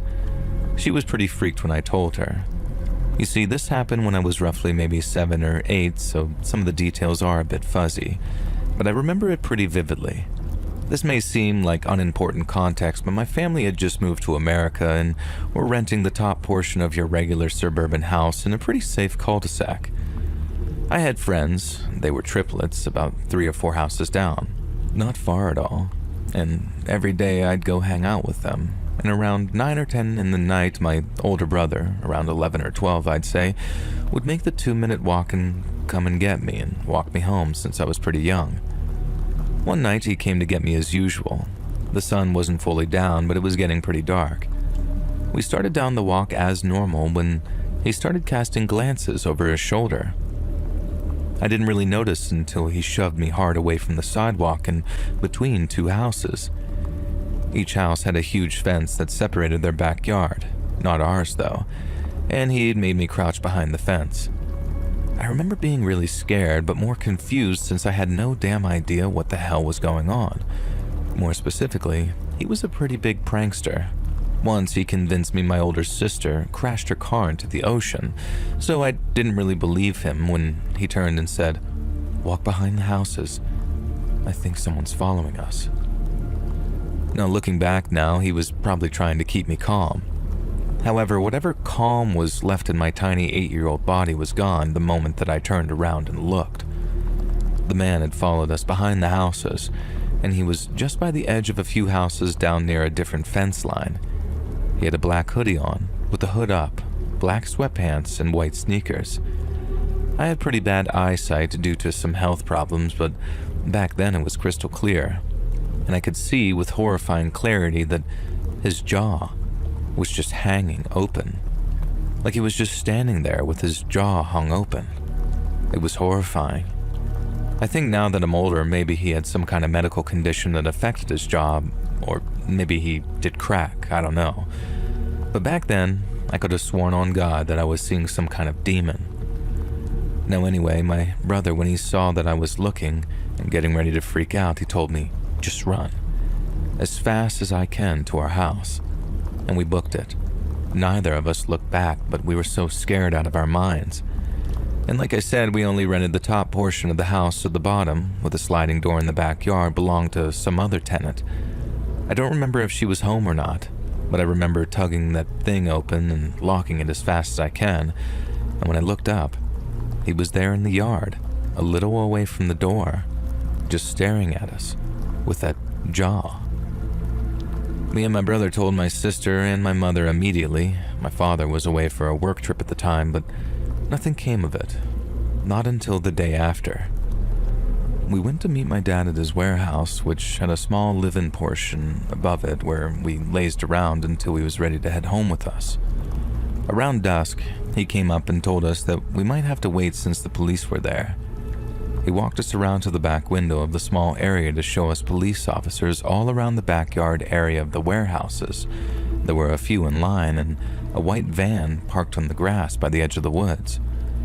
Like I said, I was pretty young, so I don't remember many details of what actually happened, but I do remember my dad, who hadn't been told about the day prior, telling us that they found a man and a woman in the van. The man, he said, had his mouth hanging wide open. He seemed really disturbed while telling me about the whole thing and wouldn't answer any more questions about the woman. Maybe she was dead, I have zero idea. I do know that they were arrested on trespassing charges. I don't know anything else, and I haven't asked about it. I doubt that he'd remember. It's been over a decade, and he's pushing 70, but it freaks me out to this day. I still can't believe it happened, and I don't have any answers for it. I talked to my brother briefly about it in hopes that he remembered more than I do, but all I got was a long tirade about whatever medical condition the guy probably had for his mouth to be like that. He's an annoying medical student now. And sometimes I think maybe the guy didn't mean any harm and was just drugged out of his mind, but this was in the world's safest neighborhood and doesn't explain why or how he showed up at my dad's workplace.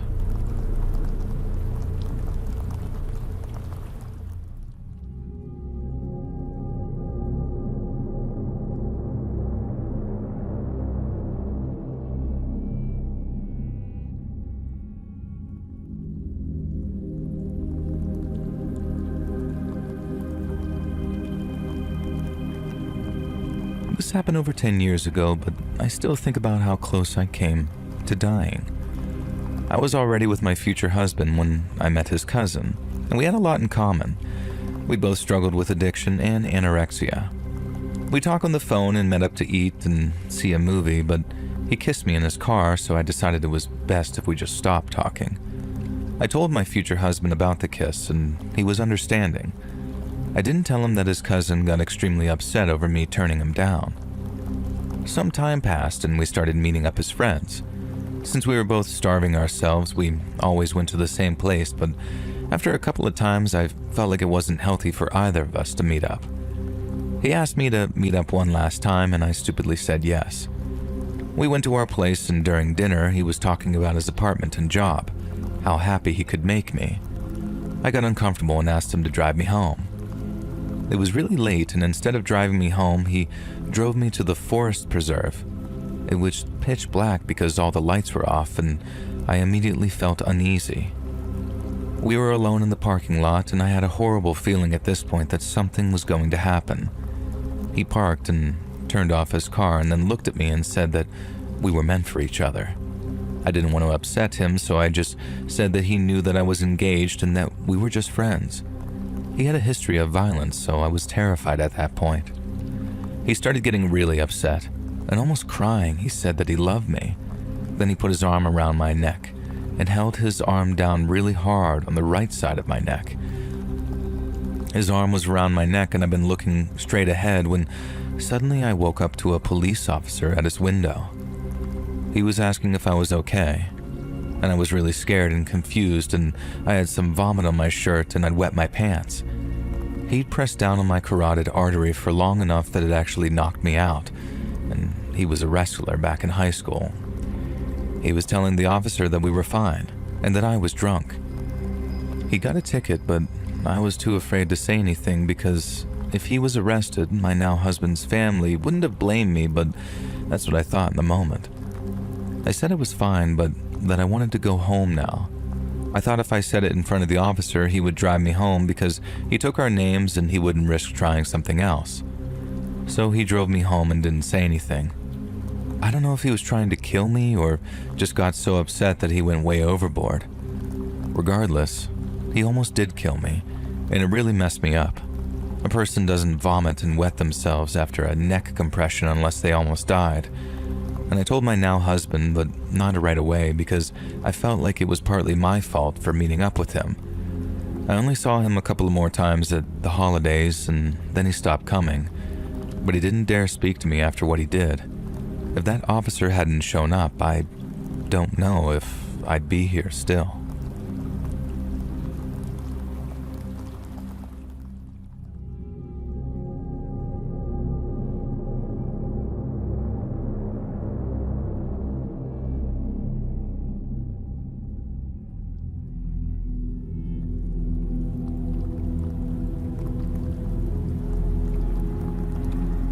This happened several years ago.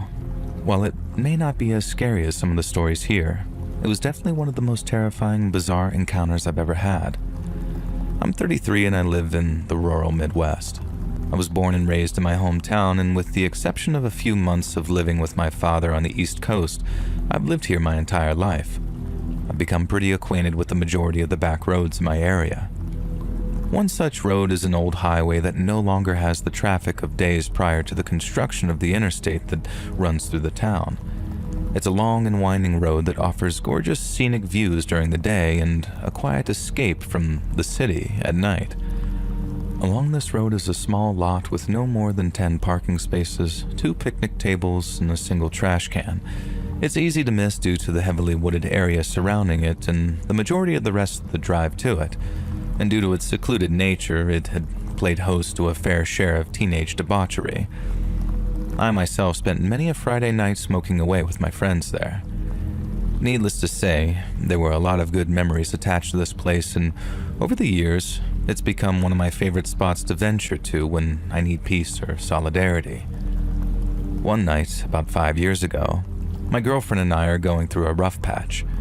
We had a big fight due to having to work early in the morning and her deciding to have a party full of her loud and intoxicated friends.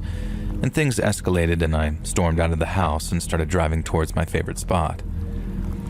As soon as I was out of the city limits, I promptly cranked my angriest metal music and sped down the road, chain-smoking my menthols in an effort to calm down until I finally found the turnoff for the spot. I was happy to find no other cars in the lot, meaning that I wouldn't awkwardly stumble upon two lovers engaged in, the act. And I immediately jumped out of the car and sat down on one of the picnic tables, lit a cigarette, and stared at the stars. I sat there for several minutes until I decided to head back to the warmth of my car after hearing some rustling coming from the woods. Not wanting to become a chew toy for a coyote or an angry bobcat, I hustled back to my car and blared my music again, quickly forgetting the sounds that I had just heard. I decided to have one more smoke and then make my way home. I smoked it halfway through when, out of nowhere, I heard pounding coming from the passenger side of my car. I looked over to see a large hand beating against the window. I turned down my music that was still blasting, and as I did, I could hear a very angry voice shouting, "Open the door," while yanking on the door handle. Thankfully, my doors were locked, and after a few moments, the man disappeared from the passenger side and then reappeared out of the driver's side window while screaming and cursing at me to open the door. He was now punching my window trying to get in. I was frozen, in a mix of confusion and fear, but eventually snapped out of it and threw the car in reverse. It was so dark that I didn't get a good look at the guy, except for a split second he was illuminated by my headlights. He had a black zip-up hoodie with the hood up, a dark gray t-shirt and a ball cap. He was a stocky guy and had to be well over 6 feet as he towered over my Sonata. The only distinguishing feature that I could make out was a very large, dark beard. And I noped out of there real quick. I floored it across the parking lot and back towards the highway, and that's when I heard it. A loud bang that sounded like a gun. I slammed my foot on the pedal, took the first turn I could find, and once I was sure that no one was following me, I slowed down and realized that I was doing 90 on a gravel road. At the time, one of my best friends worked for a nearby gas station, so I made my way to tell him the whole story. We looked over my car thoroughly and found a couple of dents on top of the car and what looked like a boot print on my passenger door. We talked it over and ultimately decided to not call the police. It was a 20-minute drive to the location from the closest town. We were sure that the guy would most likely be gone by the time anyone got all the way out there. And yes, I realized that was probably ignorant of me in hindsight. I'm still baffled by this encounter. I don't know if this guy wanted to rob me, steal my car, or worse, but I'm glad that I made it home in one piece.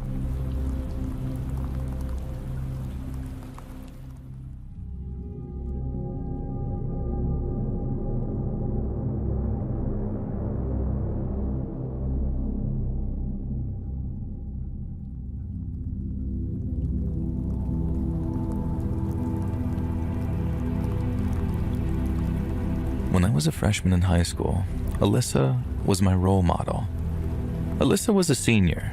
She was so gorgeous, confident, smart, effortlessly stylish, and always owning the room. Back then, I was too shy to talk to her. Seniors are already pretty intimidating to freshmen, but Alyssa was next level intimidating because she was such a queen.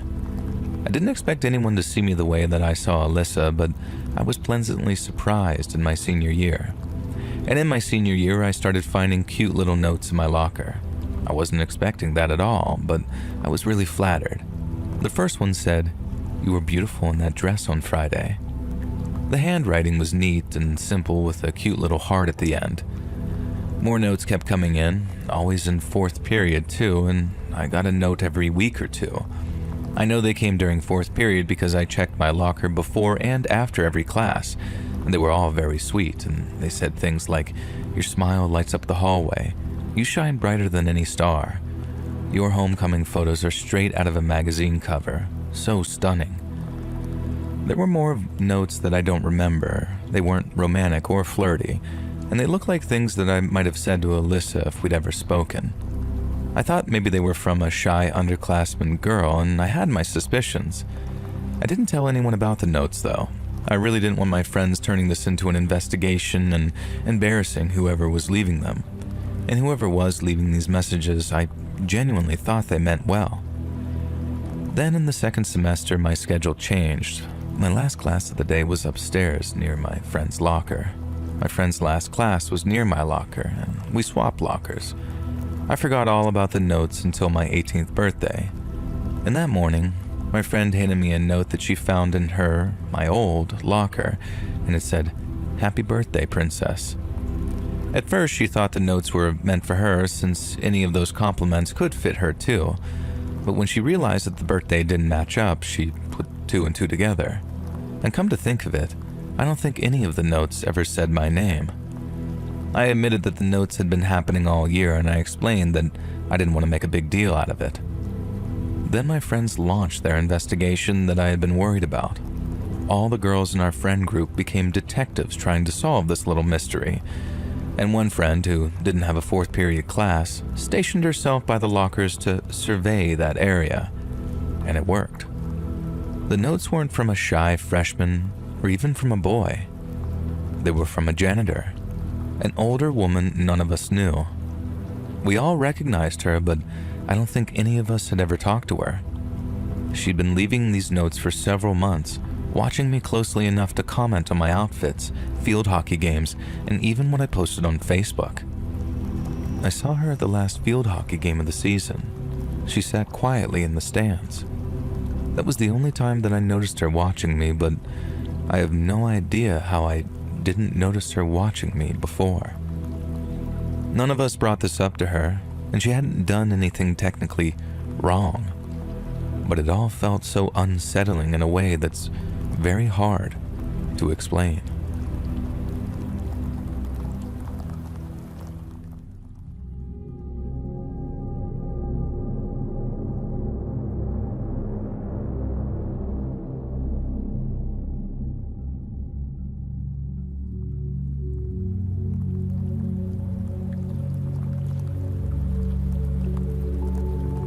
I was a young guy in college driving back to campus from somewhere when I ran out of gas. It was getting dark, maybe 6 or 7 p.m. When I realized the gas had run out, I turned off the main street, and then with my car's remaining momentum, I glided until I stopped in front of some random house. I sat in the car, trying to think if there was anyone I knew with a car who had stayed on campus for winter break. No dice. So then I resigned myself to the fact that I needed to walk to the nearest station, fill up the little gas can from my trunk, and walk back. I grabbed the canister, and before I started walking, I leaned on the front of my car and looked up directions. And just then, a woman pulled into the driveway. She was also college age and wearing some sort of server's outfit, like she worked in fast food. I was parked right out front of her house when she noticed me. She approached, a little hesitant, and asked if I needed help. And I said honestly, yeah, I'd just run out of gas, and according to my phone, we were kind of a far walk from the Chevron. She looked at me like she had just seen a ghost, though. And at first I chalked it up to it getting late, me being a guy and her trying to gauge if I was actually screwing with her. But it really struck me how afraid she suddenly looked. I tried to assure her that I had the gas can and didn't need to go with her or anything, that I could actually pay for it. And she took the can but refused any money. I waited there for a while. She came back, handed me the canister, and then just stood there for a second, and I could tell that she was deciding whether or not to say something. Then she just straight up asked, "Do you want to hear something weird?" "Of course," I said. And she says, "Today at work, I got this prank call, but it was a weird prank call and all that. It was just the guy on the other line kept asking me over and over, 'Have you ever run out of gas?'" And after she told me, we both just kind of chuckled, not really knowing what to say except thanks and take care. And it genuinely gives me chills every time I think about it.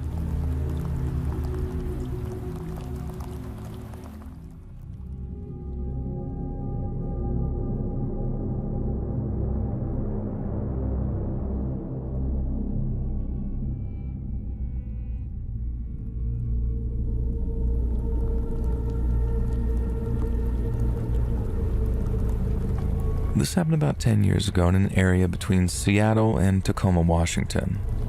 My friend, We'll just call him R, and I used to regularly go to Tacoma to sing karaoke at a bar there. And to be honest, I don't think I've ever seen the city of Tacoma during the day. Now anyways, it's about 1 or 2 in the morning and we're heading back to Seattle and we have to stop for gas. He pulls over at this station and I'm buzzed and feeling good, so this creepy station doesn't even really register with me.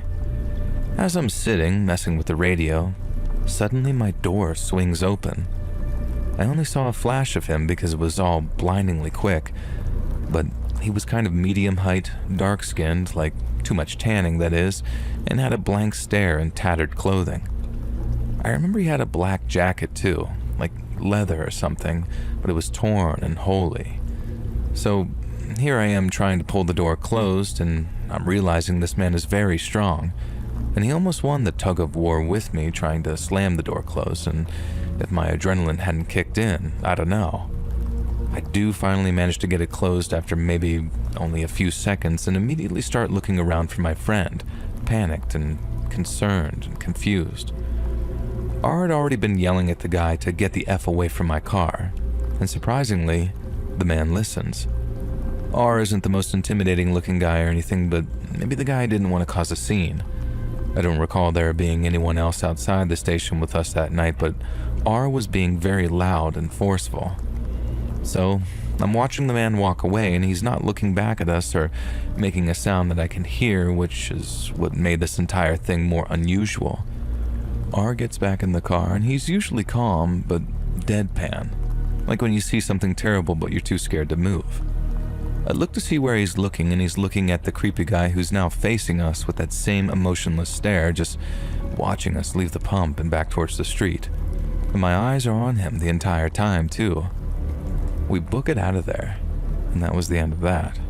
And to this day I don't stop at a gas station at night at all if I can help it, unless another car is there or it's on a busy street.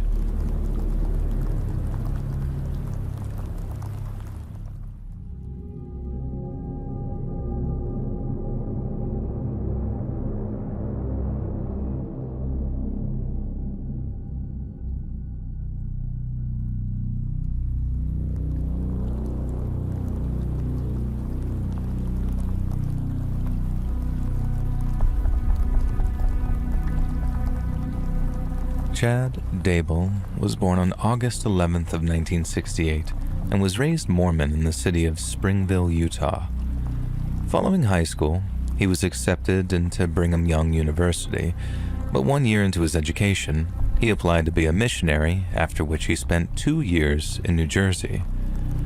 After returning to BYU, Chad graduated with a bachelor's in journalism and then went on to work as a copy editor for the Ogden-based publication, The Standard Examiner.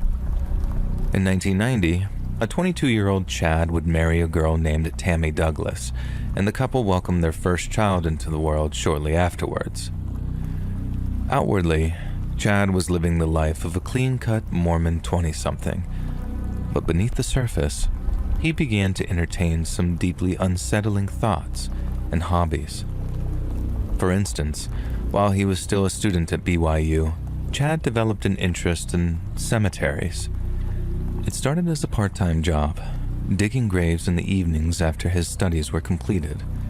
But after a while, it seems Chad started to enjoy the act of digging fresh graves among those already occupied. Even after getting his copy editor's job over at the Standard Examiner, Chad maintained a second full-time appointment as the sexton of Springville Cemetery. He eventually resigned from his position in the late 90s, but only after becoming fixated on a new and very different kind of hobby. In 2001, Chad published One Foot in the Grave, a non-fiction book that chronicled his experiences working in cemeteries. Thanks to a few poignant tracks regarding mourning and mortality, Chad's first serious offering was fairly well received. But then for his second outing, Chad took a radically different direction. He began to write what might be referred to as Mormon end times fiction, stories that depicted apocalyptic situations and dystopian futures. They often featured thinly veiled versions of his friends and family as protagonists, with recurring themes centering around supernatural voices giving instructions to his characters. When asked where he got these ideas from, Chad gave a very interesting response. In the author's note of one of his novels, Chad explained that suffering not one, but two near-death experiences in his life had allowed him to see, and I quote, beyond the veil. I don't fictionalize any of the events portrayed in my books, he writes. I'm really not that creative. My torn veil allows information to be downloaded into my brain from the other side. The scenes that I am shown are real events that will happen. While his claims were well received among certain sections of his audience, many were turned off by Chad's wild claims and wilder plot lines, and by 2009, his readership began to shrink. Chad began catering more and more to the mostly radical Mormon readership that remained, and to supplement his income, he began giving speeches at LDS events concerned with the second coming of Jesus and other such end-time scenarios. Over time, this led to Chad's religious convictions becoming more and more extreme, and by 2011, he was claiming to have visions regarding the end of days. He claimed to see earthquakes so powerful that California and Oregon would sink into the Pacific, along with wars so destructive they'd engulf entire continents. But it wasn't until 2015 that he claimed to hear the voice of God, and apparently, God was telling him to move to Rexburg, Idaho. But right around the same time Chad was driving Tammy and their 5 children over to Idaho, a woman in Texas was opening up one of his books, and her name was Lori Vallow.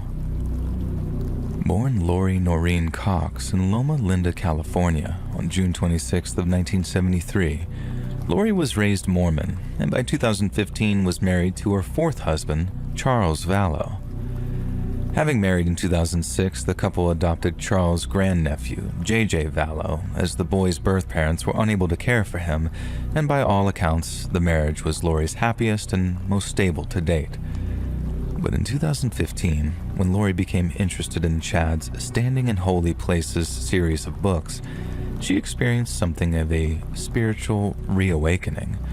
She became increasingly invested in radical religious beliefs, read dozens of books detailing near-death experiences, and began listening to podcasts hosted by excommunicated Mormons.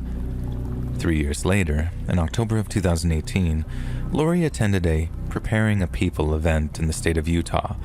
One of the speakers was Chad Daybell.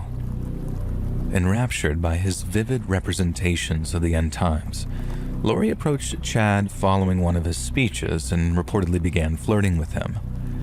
Chad then told Lori that he believed they'd been married in previous lifetimes, and after exchanging phone numbers, they began a secretive correspondence. Under the guise of maintaining a professional relationship, Chad and Lori made joint appearances on several episodes of the Preparing a People podcast. She claimed to have been captivated by his unique and outspoken beliefs. In reality, the two were conducting a deeply sordid extramarital affair. And over time, a small but deeply fanatical cult formed around Chad and Lori. He christened their organization the Church of the Firstborn, before crowning himself its one and only leader.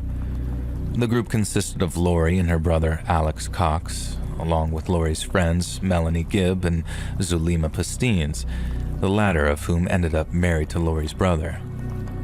All had been raised as deep adherents to the Mormon Church, but on Chad's orders, they relinquished their beliefs with a chilling degree of relish. Despite being rejected by the mainstream Mormon Church, the concept of reincarnation played a huge role in Chad's belief system. He claimed to have lived 31 previous lives, some on distant planets while inhabiting the bodies of advanced species of xenomorph, and one inhabiting the body of St. James the Less, a figure from early Christianity. Lori, on the other hand, had lived a total of 21 previous lives, 5 of which she'd spent in the company of Chad, and one in which she inhabited the body of Mary French, the great-grandmother of the LDS's founder, Joseph Smith.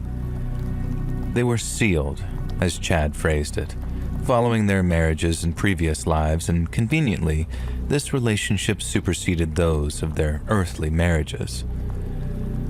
When follower Melanie Gibbs suggested that Chad and Lori should divorce their spouses, Lori told her that they were not permitted to, due to information they were receiving from, and I quote, the other side of the veil. Yet while Chad and Lori had no problem granting themselves a couple of heavenly hall passes, they were incredibly judgmental when it came to other people. Chad categorized people as either light or dark, depending on whether he associated them with Christ or Satan, but his judgment was far from arbitrary. He and Lori employed a uniquely elaborate scoring system, making people up for virtuous or saintly characteristics and marking them down for morally dubious or outright sinful behavior. Those who scored highly were considered to be reincarnations of famous figures from Christian history, while those on the bottom end of the scale were considered to be possessed by evil spirits.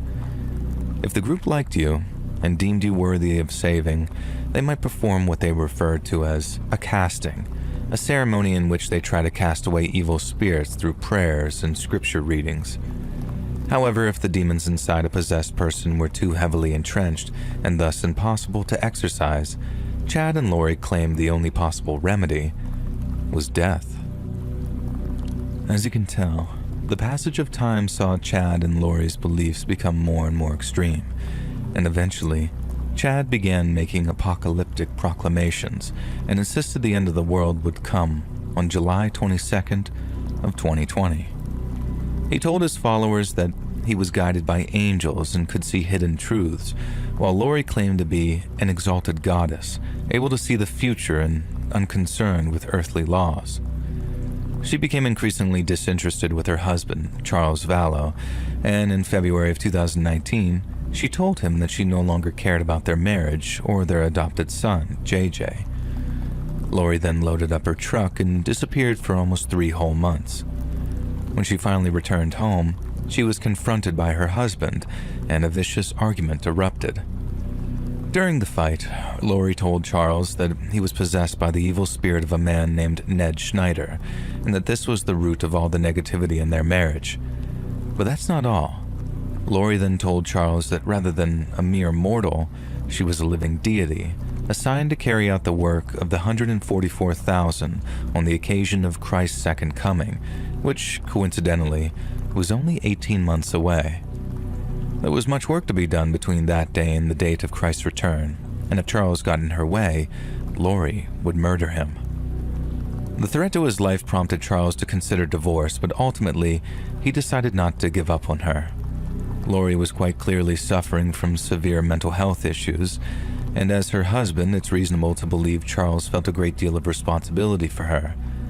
But as the saying goes, no good deed goes unpunished. Right around the same time Charles decided to stick around and work on his marriage, his wife had stopped referring to him by name altogether. In secret text exchanges between Chad and her brother Alex, Lori routinely called her husband Ned, or Hiplos, the latter being the name of the demon thought to have possessed him. Lori told members of her small but fanatical cult that Charles had become a zombie, and that if he couldn't be redeemed through prayer and casting, there would be grave consequences. But before efforts to save his soul have even commenced, Charles Vallow discovered his wife's affair. Somehow, Charles managed to obtain the email address of Tammy Daybell, Chad's long-suffering wife. He drafted a long and heartfelt email informing Tammy of their spouse's infidelities after apologizing for the pain his revelation might cause. Shockingly, after reading through the email, Tammy Daybell simply deleted it and then blocked Charles's email address.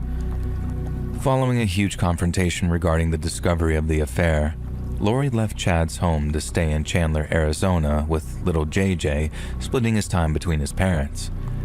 Then on July 11th of 2019, Charles drove over to Lori's home to pick up JJ, but upon his arrival, he was confronted by none other than Lori's brother, Alex. There was an altercation between the two. Charles retrieved a baseball bat from the trunk of his car. Alex Cox responded by shooting him dead. 16-year-old Tylee Ryan, Lori's daughter from her third husband, later confirmed that Charles did indeed arm himself with a bat, but had run back to the house by the time the shooting commenced and couldn't provide any further insight into the moments before Charles' death. Incredibly, and most likely based on Tylee's testimony, no charges were filed against Alex, and the shooting was deemed to be self-defense. Neighbors reported that later the next day, they witnessed a very loud and very jubilant pool party at Lori's Arizona home. And by August of 2019, Lori had relocated her family to Rexburg, Idaho, in order to be closer to Chad.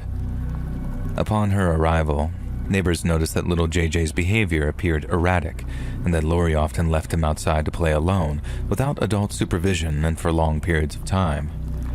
When confronted about this, Lori neglected to mention that young JJ was autistic, and instead told neighbors that he was, quote, her niece's drug baby.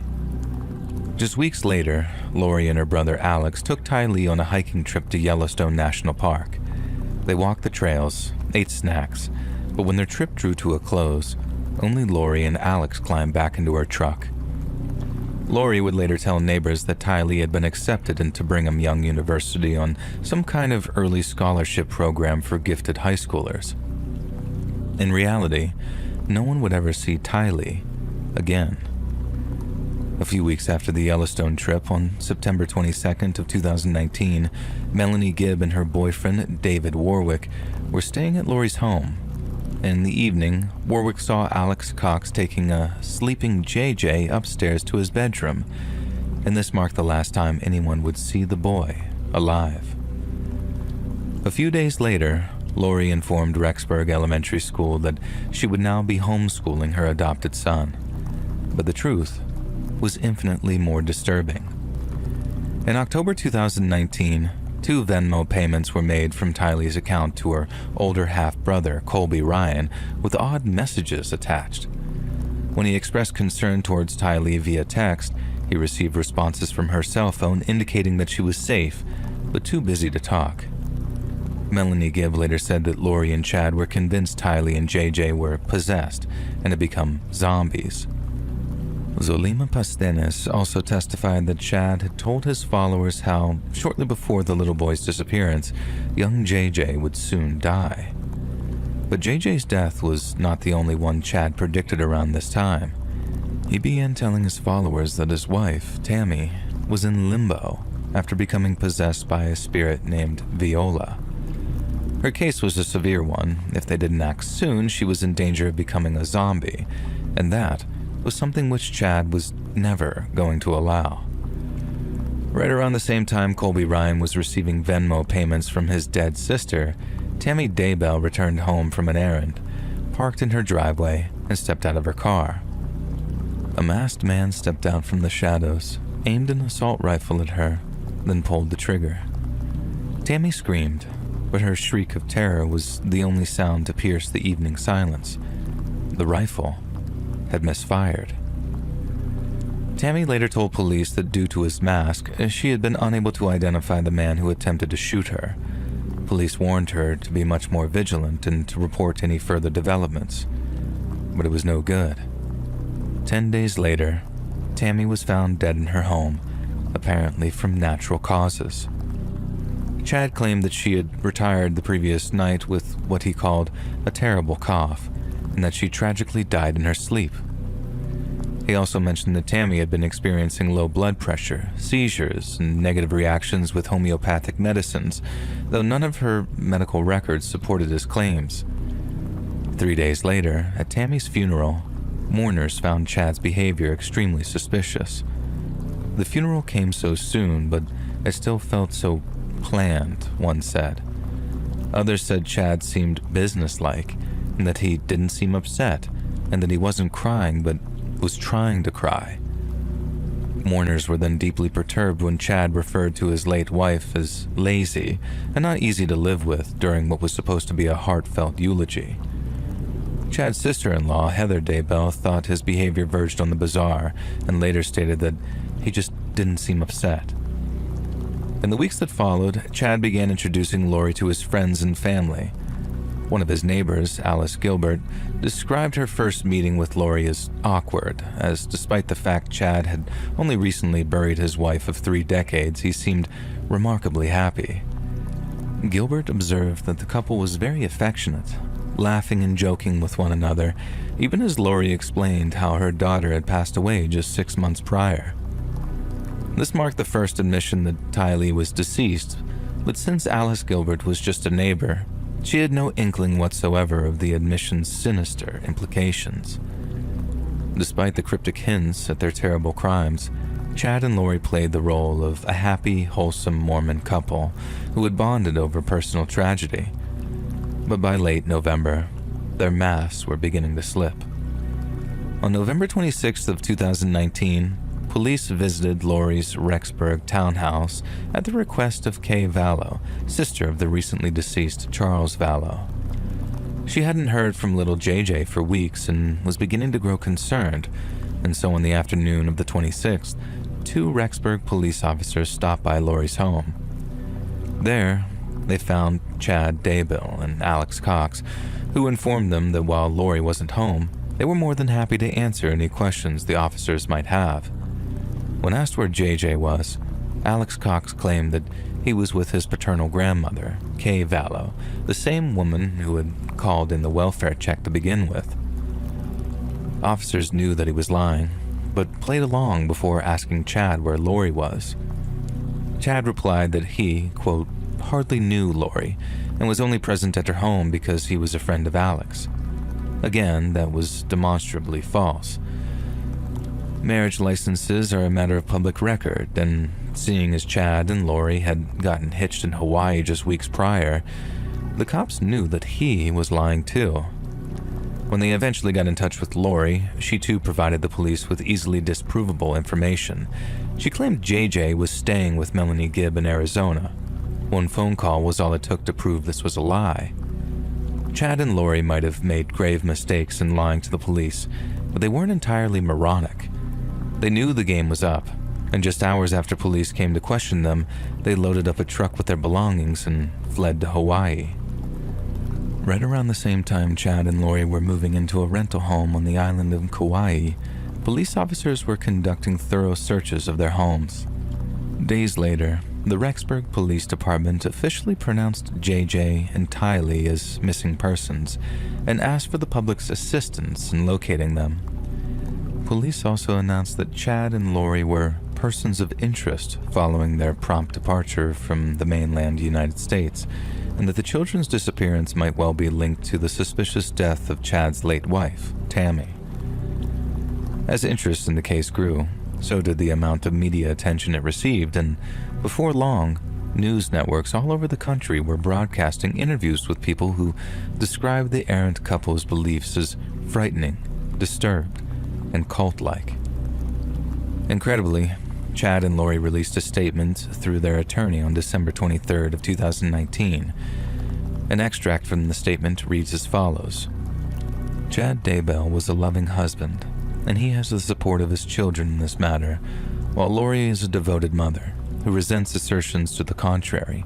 All false allegations will be addressed once we have moved beyond speculation and rumor.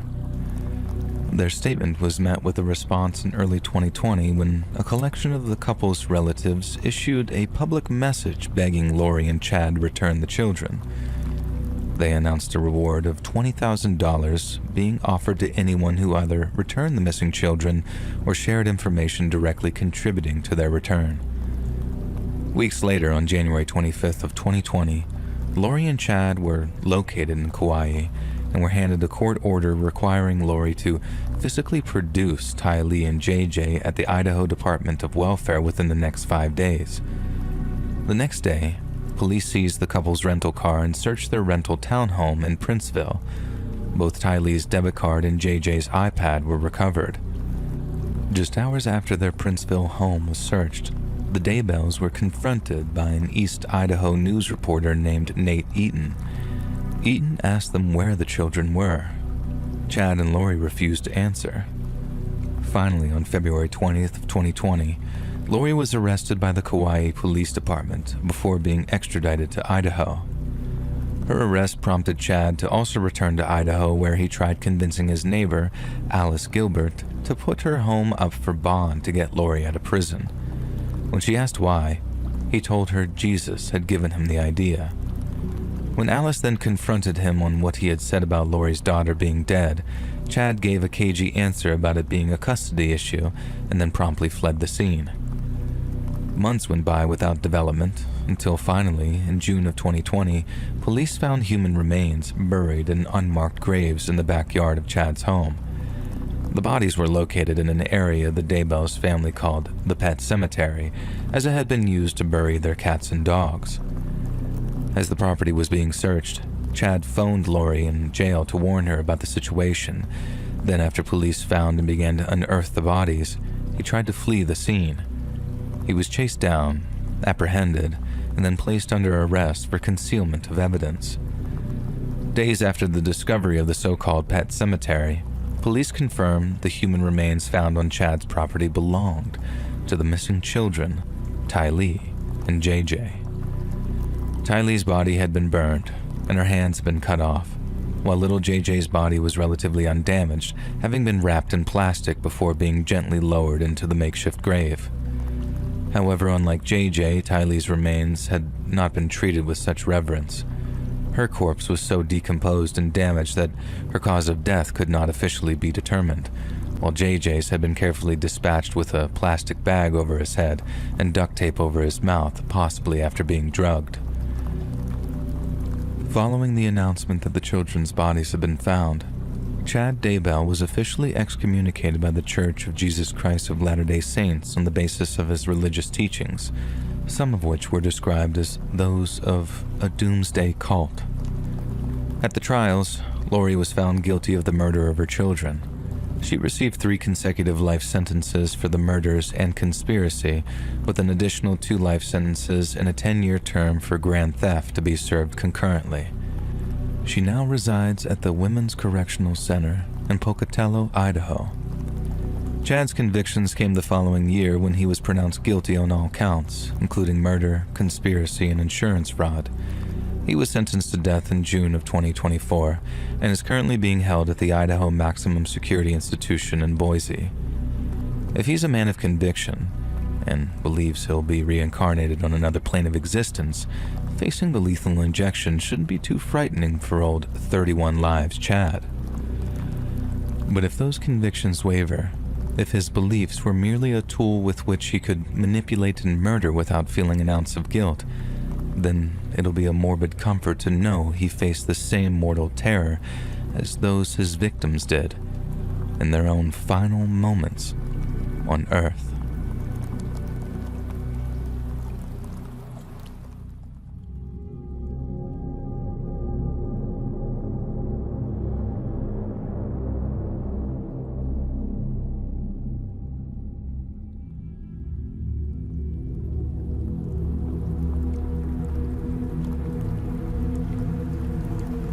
What feels like a lifetime ago, I decided to go visit a friend living in San Francisco, which involved driving just over 1,000 miles from our hometown of Montrose, Colorado. My plan was drive all the way through Utah in a single day, spend the night at the Holiday Inn in a little place called Ely, Nevada, and then drive the rest of the way to San Fran after a good night's sleep and a decent breakfast. Thankfully, I made it on time and in one piece, but that didn't mean that the journey went smoothly. It might sound funny, but I'd never been to Utah before the drive to San Francisco. It's less than 100 miles west of Montrose, but if I left town, it was usually to drive east to Boulder or maybe Denver. I knew eastern Colorado could be pretty desolate, but Utah was a whole other story. By the time I drove through a place called Delta, the landscape looked like something out of a sci-fi movie. The road had been nothing but a straight line through the desert for hours, and about 30 to 45 minutes past Delta, I realized that I messed up. I should have stopped for gas when I had the chance, and by the time I realized my gas gauge was creeping towards empty, I started to panic a little bit. The last thing I wanted was to be stranded in the middle of nowhere, so you can imagine my relief when I suddenly saw a sign up ahead. It was the first sign of civilization since I'd left Delta, a solitary gas station sign which read, "Last Chance Gas 5 miles." I thank God out loud, not that I'm really a believer, but you get where I'm coming from. And then a few minutes later, I spotted what looked like a small town coming up on the horizon. It sort of clung to the highway, this cluster of dilapidated buildings with peeling paint and broken windows. Not the nicest place I'd ever seen, but it was a very welcome sight. Gravel crunched under my tires as I pulled into the station, and there was no one at the pumps, no cars in sight, and no sign of life from the small store attached to the station. When I turned off the engine, I was suddenly struck by how quiet everything was. I glanced around and saw the town was eerily still. People talk about sleepy desert towns, but I remember thinking, sleepy? This place is in a goddamned coma. Approaching the gas pump, I noticed it was of an old model, the kind that you don't really see anymore. The nozzle felt heavy, and the kind of heavy where it feels like it was designed to just last forever. But when I tried to pump gas, there was just no flow. I shook it, gave it a tap against the pump, hoping that might fix it, but there was nothing. It was like the pump itself was just completely empty. Assuming that there was some trick to getting the pump to work that only the station's attendant might know, I went into the old gas station to look for some help. The door creaked when I opened it and a bell rang, sounding weirdly loud, and the place looked old, very old. Snacks on the shelves were vintage, like those bright, colorful candies from like decades ago, and the cash register was almost from another era, all metal, very heavy with just huge buttons. And the posters on the walls were very faded, showing promotions for movies and events from probably all the way back in 2001. And when I got there, this was, I think, the fall of 2009. I called out hello, but my voice just echoed back at me and no one seemed to answer. On the counter, there was an old newspaper from 8 years ago talking about some kind of festival, and the calendar behind the counter was stuck on the same date as that newspaper, still showing June 2001. And that's when I started to feel very uneasy. I went to check the back room, and the door was open a little, and inside was more of the same. There was a mug with what looked like old, dry remains of coffee at the bottom, a coat still hanging on the back of a chair, and a silent radio that was plugged in but not playing anything. I found a ledger with the last entry on the same day as the newspaper, and it was like everyone in town just disappeared on that day. I left the back room and saw through the window that the playground across the street was empty, swings moving gently in the wind, but no kids or adults around. Then on the way back to my car, I just felt this burning curiosity taking over my unease, and I decided to just look around a little more in the town before I drove off. Every door I tried was locked and every window was dusty with grime and soot, like no one had been there for a long time. In one house, the door was slightly open, and inside it was like whoever lived there had stepped out of their house in the expectation they'd be back in mere minutes, but they'd never come back. A book was open on a couch. There was another glass of dried something with dead mold clinging to the rim of it, and upstairs, a kid's room had toys scattered on the floor like play had just suddenly stopped and never resumed. I knew that I shouldn't have been in there, but I just had to check. And after I backed out of that kid's room, two thoughts were going back and forth in my head. The first being, just what in the hell was I thinking walking around a total stranger's house? It was like I came to my senses thinking, what if all these good but slightly untidy folks are at a county fair or something, and some psycho, me, is just wandering around their homes? I also appreciate how in denial that sounds, but never underestimate the mind's ability to try and rationalize things in favor of going into complete fight or flight mode. But the second thought was more in lines with, okay, I'm pretty sure something bad happened to these people, and if I don't get the hell out of here, whatever happened to them is going to happen to me too. And I hurried back to my car, feeling like I really shouldn't be there now, but also with that horrible feeling that someone was watching me, even though I was 99% sure the place was completely abandoned. In my car, I tried my phone, really didn't have any reception, and next I actually tried the radio, and it was just crappy static. I mean, I guess we technically were in like a dead zone out there. As I started the car, I was worried that I was going to run out of gas and end up stranded in the middle of nowhere. But that place had me so unsettled that it seemed worth the risk. If I got stranded, it'd suck, but it was damn sure preferable to staying in that place for even a minute longer. And thankfully, I had just enough gas to make it to cross the state line and actually make it to Ellie. But by the time I rolled into Chevron, I'm not even exaggerating when I said I was running on fumes. As I filled up my car, I noticed that I had some bars finally on my phone, but since I didn't want to use it at the gas station, they still had signs up back then saying, "Please do not use your cell phone." And I went inside to ask the clerk if I could use their phone instead, which would also give me the chance to ask them about that abandoned town. The clerk seemed to have no idea what I was talking about, but that didn't really surprise me, I suppose. What did was how matter-of-fact the deputy sheriff was when I called his office back in Utah. The clerk knew enough to know that I must have come through Millard County if I'd been on Route 50, so I knew I had the right people when I called them up after looking through the phone book. The first deputy I talked to knew what I was talking about and knew the place. They called it Millburg, that it had been abandoned for a number of years, and he just really didn't know why, I guess. I then asked if I could talk to someone higher up, and he put me on the phone with the deputy sheriff who, like I said, was very open about some things. He just wasn't so open about others. When I told him about the abandoned town, he actually gave me a little chuckle as he was like, "Oh yeah, you must have stopped in Millburg. The place has been empty for years now."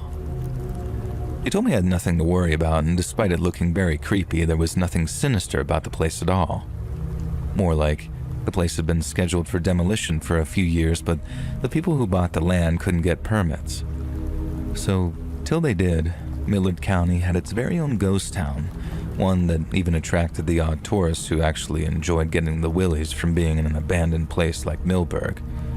And I'll be honest, the sheriff's answer was actually very reassuring, and I felt kind of silly for having worked myself up into a minor freakout over it. But then, just before we were about to end that call, I asked the sheriff why Millburg had been abandoned. And he paused and then asked me, "You some kind of reporter?" And when I told him no, he said if I wanted to talk about it, I was more than welcome to stop by their office over in Fillmore, and he was much more comfortable talking about it face to face rather than over the phone. Now call me paranoid, but I think that was sort of like a bluff or something. I think he was counting on me to not stop by the office to talk about this, and he was kind of right because I didn't.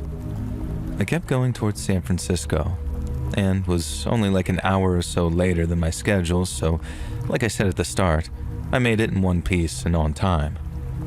But it was majorly on my mind for the rest of that day, and my friends and I, who I'd driven all the way out there to see, had a long talk about it that evening, and it amounted to this.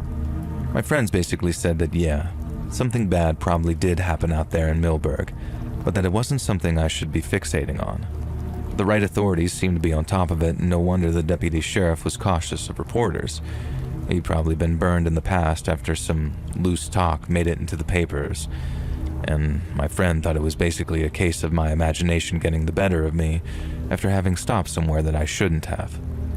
I mentioned the fact that if I have stopped in Delta for gas like I was supposed to, I'd have just rolled through Millburg like it was any other town, and it wouldn't have been on my mind like it was. My friend then told me to live in that reality, pretend that I'd never even seen Millburg, because when it comes to events where whole towns disappear, sometimes ignorance truly is bliss. That helped me keep Millburg off my mind for a couple of days, but obviously when the trip drew to an end, I had to drive back the way I came. I considered taking a diversion and stopping in Fillmore to see if I could talk to the deputy sheriff again, but then I was reminded of what my friend told me, and after making sure that I had enough gas, I floored it after seeing Millburg in the distance, zooming through that town in barely 2 or 3 seconds, and I didn't look back, not even for a second.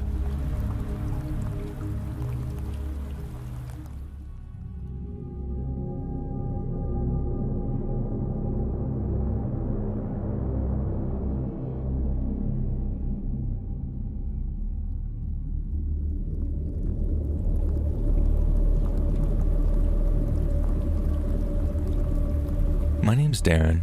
I'm from Cornwall, and I don't know if this counts as a scary story in the traditional sense, but it scared me, so maybe it'll scare you too. So basically, a few years ago, I found out that an old schoolmate of mine had become the youngest ever person in the UK to be convicted of being a terrorist. The police raided his mum and dad's house back in 2019 and nicknamed him after they found instructions on how to make bombs. He went to court over it, but managed to dodge prison time because of how young he was when he downloaded the instructions. The local paper said that he was a neo-Nazi, and I'm not disputing that because apparently the old Bill found all sorts of Hitler stuff when they raided his bedroom. But when I looked into it myself, there was way more to it than that. When I first heard about it, I read every single article about it that I could get my hands on. I used to be dead pally with the guy back in year 7 and year 8 and seemed like an alright kid back then. But then apparently after I moved schools at the start of year 9, he took a drastic turn for the worse. The whole thing hit really close to home, so you can imagine I wanted to know as much about it as I possibly could, mainly because I wanted to know what had gone so wrong in the guy's life that he thought about making bombs.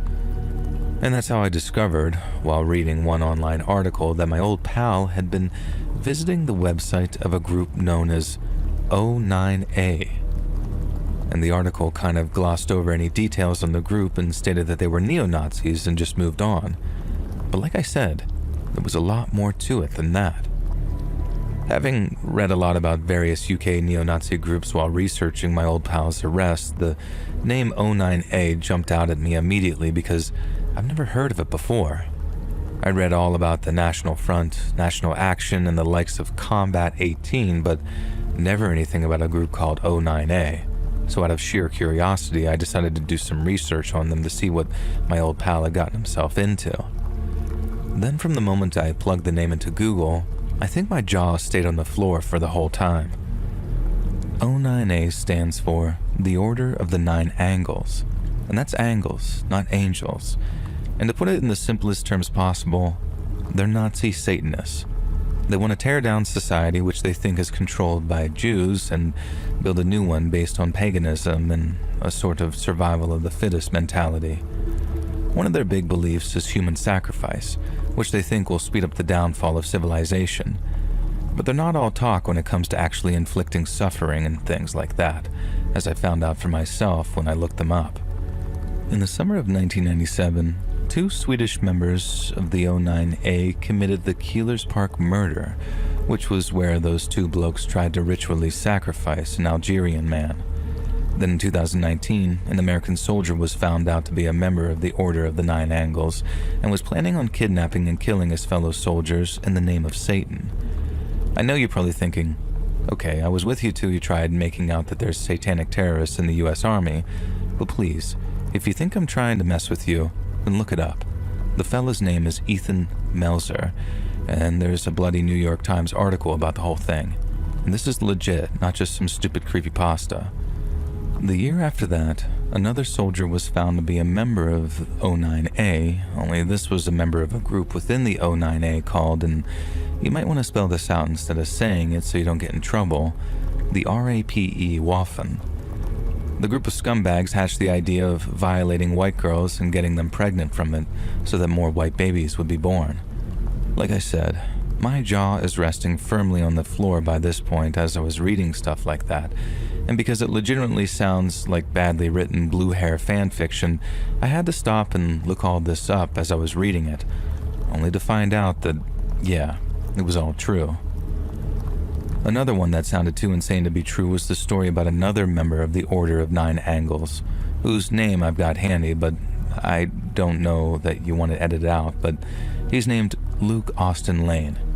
He and his 2 mates were caught planning the murder of some Antifa couple. And yeah, I'm no fan of Antifa, but this bloke was actually planning on killing this couple's kids in front of them before finishing them off in turn. They're kids, man. What kind of scumbag deliberately executes innocent kids like that? And I just couldn't believe what I was reading, but it kept going. To prepare for the murders, Luke Lane and his mates killed a sheep, drank its blood, and then took a lot of LSD or mushrooms or something to go on a sort of spiritual journey. I read another thing about a bloke in Canada who killed a Muslim guy, and then I think he stabbed some Sikh fella, and then when he was caught, boom, police found out that he was a member of O9A. And there are loads more satanic murders like that, mainly in Scandinavia and Eastern Europe, and they're all connected to what is literally a satanic terrorist group. But to be honest, that's not even half of it, because if you look up all the stuff that the Order's members are involved in, you start seeing this same sick pattern playing out over and over again. Excluding 2018, every single year for the past 7 years, a member of the Order of the Nine Angles had been arrested and convicted of being a child abuser, be that through having material on their hard drives or actually doing disgusting things themselves. Most of these incidents have been in the UK, but as of 2021, they've spread to America and Sweden too.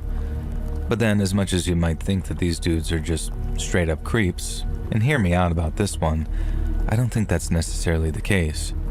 The Order of the Nine Angles has these 2 documents about human sacrifices. One's called A Gift for the Prince, and the other is called Calling, A Guide to Sacrifice. Most of their literature is absolute garbage. Like, it's legitimately difficult because of how much jargon and inside language they use, but there's one bit that really stood out to me. Something that makes me think that all the CSEM stuff is basically part of their ethos. The Order says that human sacrifice isn't just confined to killing people. If they were burning and decapitating people every week, they'd all be caught in no time, right? Well, to continually propagate human suffering without overly alerting the authorities, the Order distributes CSEM as a way of sort of feeding evil, if that makes sense. It sounded wild to me at first, too. I can promise you, but the more I read and the more I thought about it, the more it all started to make this sort of horrible kind of sense to me. The kids involved in this, it's them that are being sacrificed, and by distributing the images of them being abused, the Order of the Nine Angles is able to sacrifice them over and over again while corrupting other people in the process. Again, I know this sounds too insane to be true, but here's yet another example of it happening back in 2020. In April of that year, Russian police raided the homes of a group suspected of, and this is a direct quote from the Russian website Now, incitement to murder due to religious and racial hatred, and criminal activities against women. I think they thought that these dudes were just neo-Nazis, but during the raids, they found the men were members of a Russian-based chapter of the O9A called Legion Av Satan. Turns out one of these lads had burned down a really old church someplace, and it was never solved until they found photos of him setting it on fire in his house. But that wasn't the worst part of it. As I was reading about this group, I remember thinking, okay, well, at least these lads weren't pedos, but then lower down the article from the Russian website, I saw that they were. They had been grooming kids in this place, Krasnodar, where they lived, and were trying to get them into underage prostitution. And I imagine that they were going to profit in some way from it. But that's not the point with these Order of the Nine Angles people. It's about suffering. It's about the suffering of innocent people. And that's what they trade in, and it's because human suffering makes Satan more powerful, so they say. It has to be a specific kind of human suffering, though. The kind that doesn't improve a person. Things like grief, severe physical pain, or the lifelong mental scarring that comes with being abused at a really young age. And I'm sure you'll agree, the Order of the Nine Angles rabbit hole makes for some of the worst stuff you've ever heard, and by the time I'd finished reading about it, I was in 2 minds about my old mate not getting any jail time. He was 14 when he got into that order, 16 when he was arrested, so yeah, I can put that down to something a stupid teenage boy would do.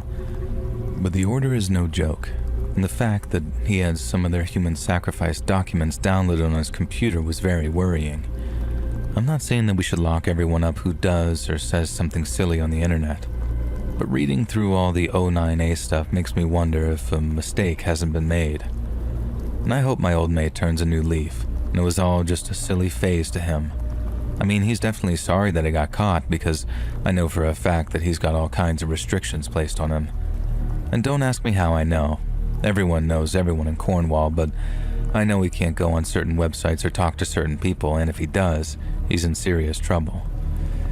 That'd definitely have me thinking I've made a mistake here, and I really do hope that he sees it that way, because honestly, the alternative is bloody well terrifying, isn't it? If he cracks on with life and it becomes something daft that he did back when he was a lad, then good on him. But if not, well, I imagine I'll be reading about him at some point in the future for whatever terrible thing that he does in the name of the devil.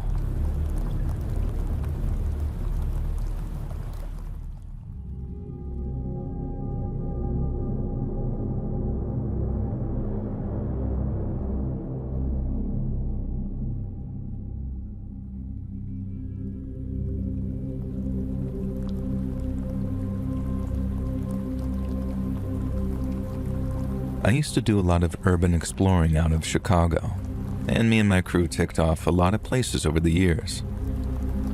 There are the big grain silos in Pilsen, left empty after a big explosion, and then near Joliet there's an old prison with cells and chapels now open for tours.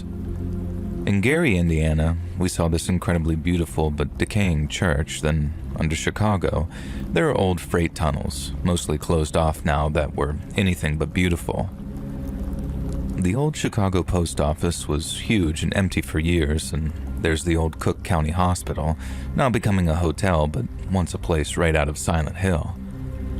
But then, after a while, we started looking further to hit up places that we hadn't been before, and that's when we heard about a place in the middle of nowhere over in Iowa called Buckhorn. Back in the 1900s, Buckhorn used to be a pretty prosperous place because of the big creamery that they had in town. It used to turn out hundreds of tons of butter a week, and it employed almost everyone in town. But then, when rising costs forced the creamery to shut down, it meant just about the whole town was suddenly out of work overnight. And with no jobs, people started leaving, one family at a time. Then I think by the 80s or early 90s, the place was just a total ghost town. We did some research online, mainly using Urbex forums where others would post about their experiences, and drew up a list of places we wanted to visit. There was obviously the old creamery, which was huge and falling apart, but there was also the abandoned church and cemetery we could take a look at, along with a handful of other places too. It looked like a great place to explore. The only drawback was the 4-hour car ride, and since it was late October when we got the urge to visit, it meant starting the journey at the crack of dawn if we wanted to hit up all of our chosen spots before it went dark. So, one day in early November, we loaded up my friend Mike's van, and then we drove off down Highway 64 in the direction of the Iowa state line. The weather was miserable when we hit the road. A cold, gray Saturday morning that I'd much rather have just spent in bed. But honestly, Urbex when the weather is nice feels kind of odd, and no filter in existence makes a place feel gloomier or creepier than a naturally overcast sky. And on top of that, the prospect of hitting up a brand new place kept us so excited that we didn't mind that the heating in Mike's van was completely broken. And besides, each of us was dressed for the Arctic, so the cold was at the back of our minds as we got closer and closer to Buckhorn. When we arrived, the town was exactly as you'd imagine, empty and silent, with buildings that looked like they'd crumble if you so much as looked at them for too long. The streets were overgrown with weeds, and apart from the sound of the wind whispering around the abandoned buildings, it was completely silent. We started at the old schoolhouse, a building that seemed to sag under the weight of its own rotting structure, and inside, the air was musty and dank, and there were leaks almost everywhere from the previous day's rain. How the place was still standing was beyond me, and I was way more worried about it coming down on our heads, even after I saw what was written on the chalkboard. Mike pointed it out at first, directing us into a classroom that had the word "danger" written on the chalkboard in big white letters with an exclamation point. Mike was smiling when he showed us, and it got a little chuckle out of me too. You see a lot of that kind of spooky graffiti around well-trodden Urbex sites, and it's usually a little more creative than just danger. You pay attention to official-looking signs and warnings about unstable structures or active power cables and all of that, but when it comes to stuff like "Abandon hope, all ye who enter here" or "Pennywise's lair," you tend not to take it very seriously. And we figured the danger on the chalkboard amounted to some other urbexer's tag, like an unsettling way of saying, "I got here first." But these days, I think that graffiti was much more significant than we first imagined.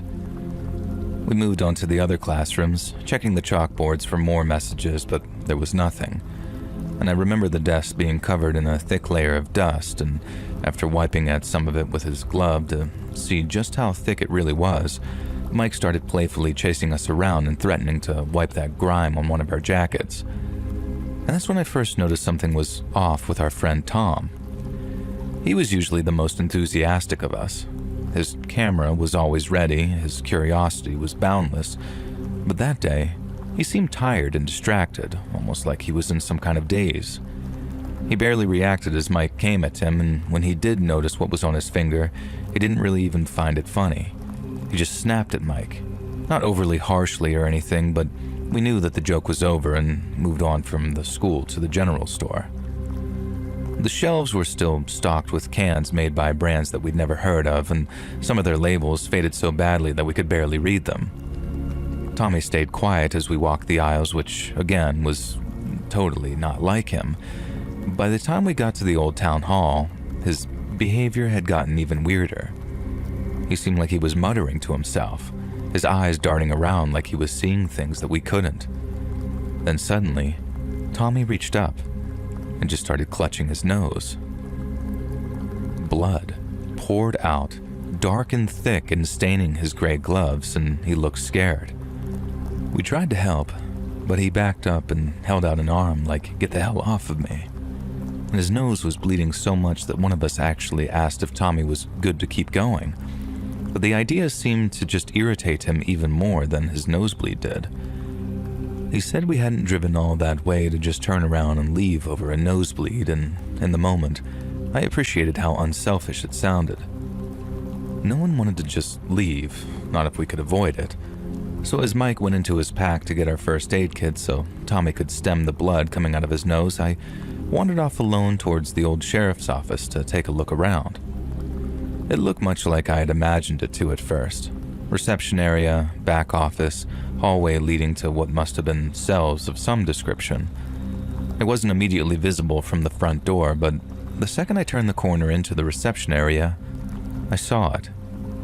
In huge black letters, daubed in what must have been spray paint, were the words, "If you bleed, leave Buckhorn and never return." The sight of it sent literal shivers down my spine immediately, and I ran back to tell the others. I told them that we had to leave, but again, Tommy objected.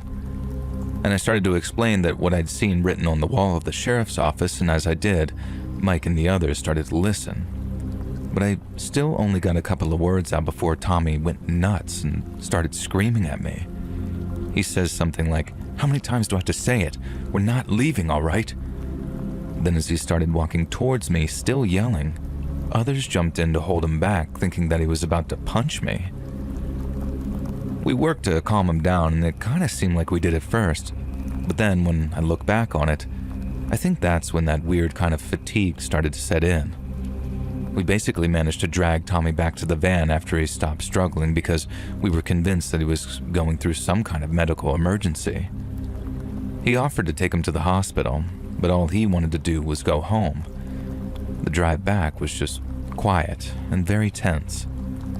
Tommy's nosebleed had stopped, but he was very pale, and his breathing shallow, and he passed out before we even hit the highway, and his body was just limp against the seat.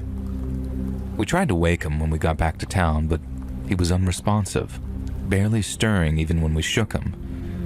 The fact that he even showed signs of life was a huge relief. Then, when we finally got him to his apartment, Tommy was acting like someone recovering from some deep sleep, very groggy, very confused.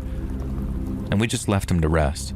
And we asked his mom and sister to keep an eye on him after telling them what had happened, but we were all very shaken by what had taken place. The image of that warning on the wall, the nosebleed, and the fear in Tommy's eyes, it just all played over and over again in my mind. And lying in bed that night, I couldn't shake off the unease of what we'd seen. Why did Tommy react that way? And what was it either in or about Buckhorn that made him act like that? The warning in the sheriff's office was very clear, but its implications were terrifying. Was it some kind of chemical exposure? And if so, why was it only Tommy who reacted that way? I thought about the stories that I'd heard of Buckhorn, tales of that town that once thrived but fell due to reasons that were never quite clear. And I'd read about the creamery shutting down, but it didn't occur to me until then that it didn't say why the creamery was shut down in any of the posts that I'd read. Some spoke of economic downfall, but there was nothing about a mysterious illness or any other kind of unexplained events that led to its abandonment. The next day, I did some research, but found nothing that could really explain what had happened to him. There were no records of toxic spills, no known unusual occurrences officially documented, yet the physical and psychological impact on Tom was undeniable, and we all saw it. It scared the hell out of us. He was the only one who bled and the only one who started acting strange like that, or at least strange in a way that we could see and recognize. I wrote this down not because I'm good with words, but because I need to warn others. If you ever hear about Buckhorn, if someone suggests a reason to visit, just don't. Stay the hell away from that place. Whatever's there isn't just the ghost of the past, it's something that can reach out and touch you and make you bleed, make you lose yourself. My friend has recovered, but honestly, you might pay a very high price uncovering whatever secrets that place holds.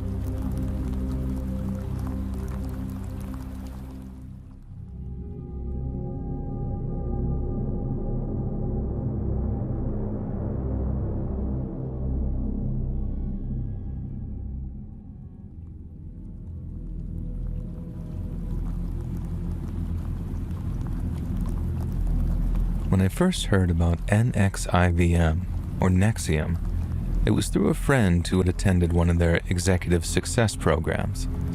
She spoke glowingly about the personal development courses, the community, and how the teachings had changed her life. The promise of self-improvement, leadership skills, and the allure of being part of an elite group of thinkers and doers was intoxicating, really. I was at a point in my life where I felt directionless and eager for something that could provide both purpose and community. I attended my first Nexium seminar out of curiosity and was immediately drawn in by the sophisticated jargon, the sense of exclusivity, and the charismatic leadership of Keith Raniere. The courses were expensive but promised rapid personal growth, which seemed like a fair trade at the time. The workshops were intense, filled with long hours of introspective exercises, group discussions, and what they called ethical training. It all felt like a step towards becoming a better version of myself. Now, over time, I became more deeply involved, moving up through the ranks of their curriculum. I met many intelligent and successful people who seemed genuinely transformed by their experiences. I was part of a community that celebrated personal empowerment and seemed to shun conventional societal norms in favor of a more enlightened approach to life. The jargon, terms like ESP, Executive Success Programs, EM, Ethical Movement, and Vanguard for Raniere himself, gave us a sense of belonging to something special, almost like a secret society. The structure of Nexium was intriguing too. It was hierarchical. The inner circles where you could move up by demonstrating loyalty, financial investment, and adherence to the teachings. There was always another level to achieve, another course to take, another way to strip away your limitations. This constant push for more was disguised as personal growth, but was really a tool for control, something I didn't fully grasp at the time. I recall the first time that I met Keith Raniere, or Vanguard as he was called by his followers. He had this aura of omniscience, like he could see right through you to your core issues. His talks were mesmerizing, filled with philosophical insights and psychological tricks that seemed to elevate your understanding of the world. But looking back, they were also manipulative, designed to make you doubt yourself and rely on his guidance, and my perception only really began to shift when I was invited to join what was described as an even more elite group within Nexium, called DOS. I was told it was a sorority for women committed to deeper levels of personal discipline and empowerment, led by women for women. The secrecy and the promise of an even higher level of personal evolution was intriguing, but the initiation into DOS was unlike anything I had experienced at NXIVM before. It was here that the facade began to crumble. I was asked to provide collateral, sensitive personal information or compromising photos as a sign of trust and commitment. This was justified as ensuring my dedication to the group's secrecy and my personal growth. The discomfort was immediate, but I was too deep in the NXIVM mindset to see it for what it was at first. The revelation came when I learned about the branding ceremony. Women weren't just committed to a group, they were being branded with a symbol that, unbeknownst to them at the time, was a combination of Keith Raniere's and his partner Allison Mack's initials. The branding was done under the guise of a sisterhood ritual, but the reality was far more sinister. It was a sign of ownership, a mark of slavery. I was horrified. The realization that what I thought was an empowerment group was actually a front for a master-slave dynamic, and it was shattering. Women were expected to follow commands from their masters, which included intimate servitude, extreme dieting, and absolute obedience. The women were not just controlled, they were manipulated into believing that they were in control of their choices while being stripped away of their agency. The cognitive dissonance was overwhelming. Here I was, thinking I was part of a movement towards enlightenment, only to find out that I was on the brink of being drawn into a cult where human rights were being egregiously violated. I felt betrayed, not just by the leaders, but by the system that I had begun to trust so deeply. And what made it even more chilling was the realization that many of the women in DOS were not just victims, but also enforcers of this system. They had been indoctrinated into believing that this was part of a noble cause, and their own status within the hierarchy depended on how well they could control others. This created a cycle of abuse where victims became victimizers, all under the banner of personal growth. And my exit from NXIVM was not easy. The psychological grip was strong, and there was the ever-looming threat of my collateral being exposed. But I managed to leave, thanks in part to supportive friends outside the organization who helped me see the reality of my situation. The aftermath was a period of intense reflection and recovery. I had to rebuild my sense of self, my trust in others, and understand how I had been so thoroughly deceived. This experience left a very profound impact on me. It taught me to be wary of where the path to self-improvement might lead, especially when it demands secrecy, blind loyalty, and the surrender of personal autonomy. It was a harsh lesson in the importance of critical thinking and the dangers of charismatic leadership unchecked by accountability. Looking back, I see how NXIVM used the guise of power to exploit vulnerabilities and manipulate minds, even control lives. The allure of belonging to something greater, the promise of transformation, and the manipulation through psychological techniques were all tools in the hands of those who sought to do one and one thing alone: dominate.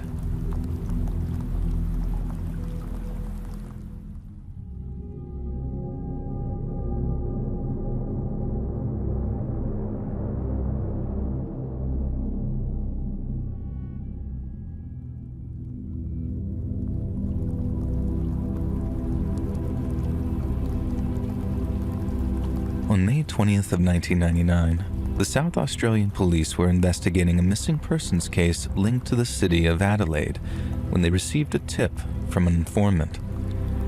They were to drive 80 miles north to a small municipality of around 300 people named Snowtown. Once there, they were to make their way to the old abandoned bank on First Street and conduct a thorough inspection of the bank's vault. 2 South Australian police officers drove for hours along the nation's A1 highway. Then upon their arrival in Snowtown, they parked their cruiser outside the abandoned bank.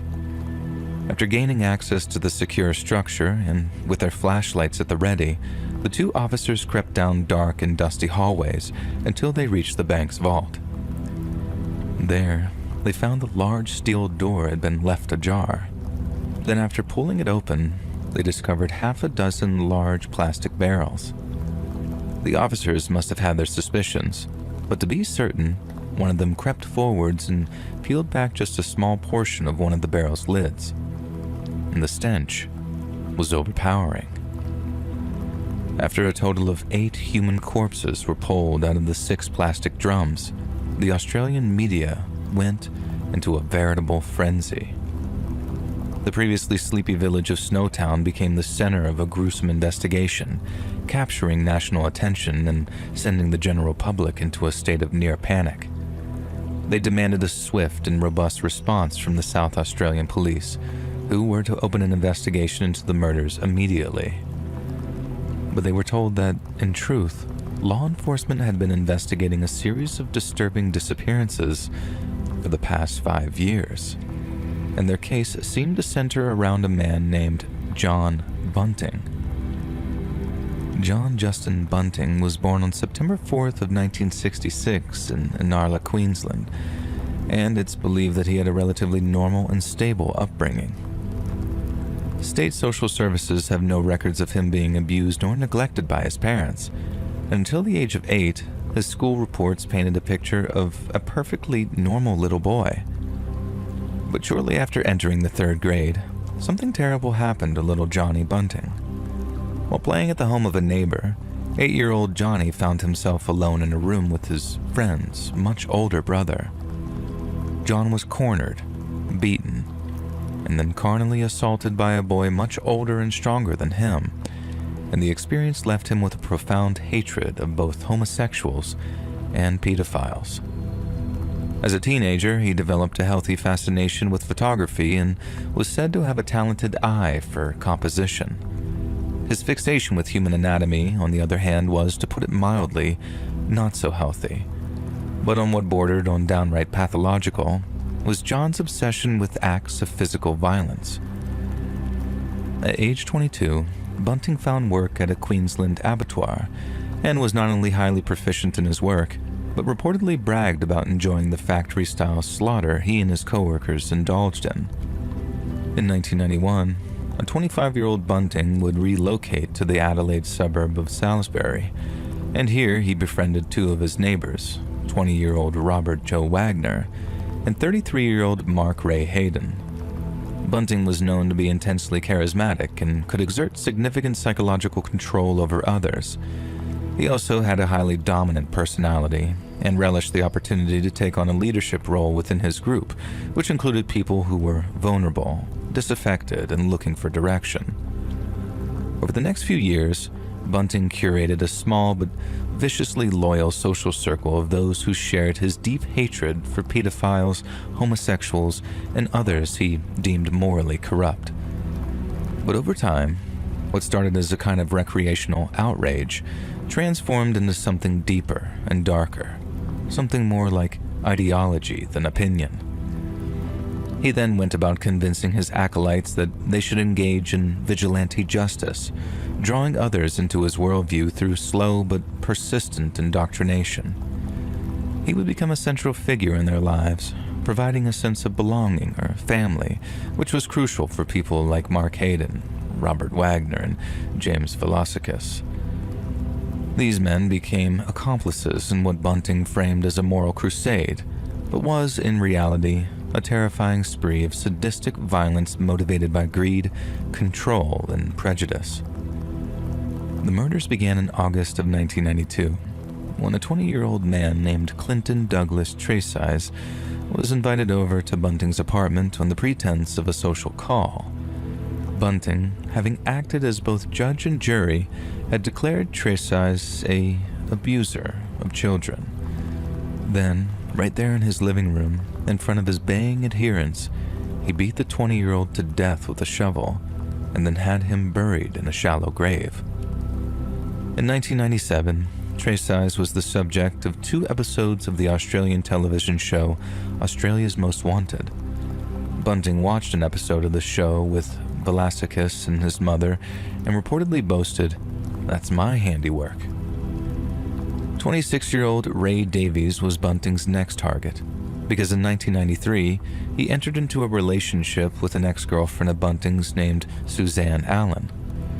Reportedly to be intellectually disabled, he was accused of making inappropriate advances towards Allen's grandsons, yet these allegations appear flimsy at best.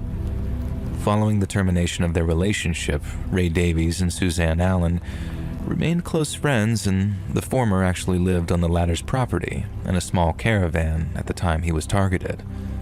To some, this was testament to the idea that the accusations had been spurious, but to Bunting, it was evidence of a vile conspiracy between the two. And on Boxing Day of 1995, Suzanne Allen's daughter witnessed Bunting and her mother clearing out Davies' caravan. Bunting later told James Vlasikis that he had murdered Ray Davies on Christmas Day, not only with the assistance of his wife, but also Vlasikis' own mother. They had reportedly stabbed him in both legs, immobilizing him before Robert Wagner strangled him unconscious. The group then drove 90 minutes to a home in a town known as Bakara, where they tossed their victim into an empty bathtub and tortured him.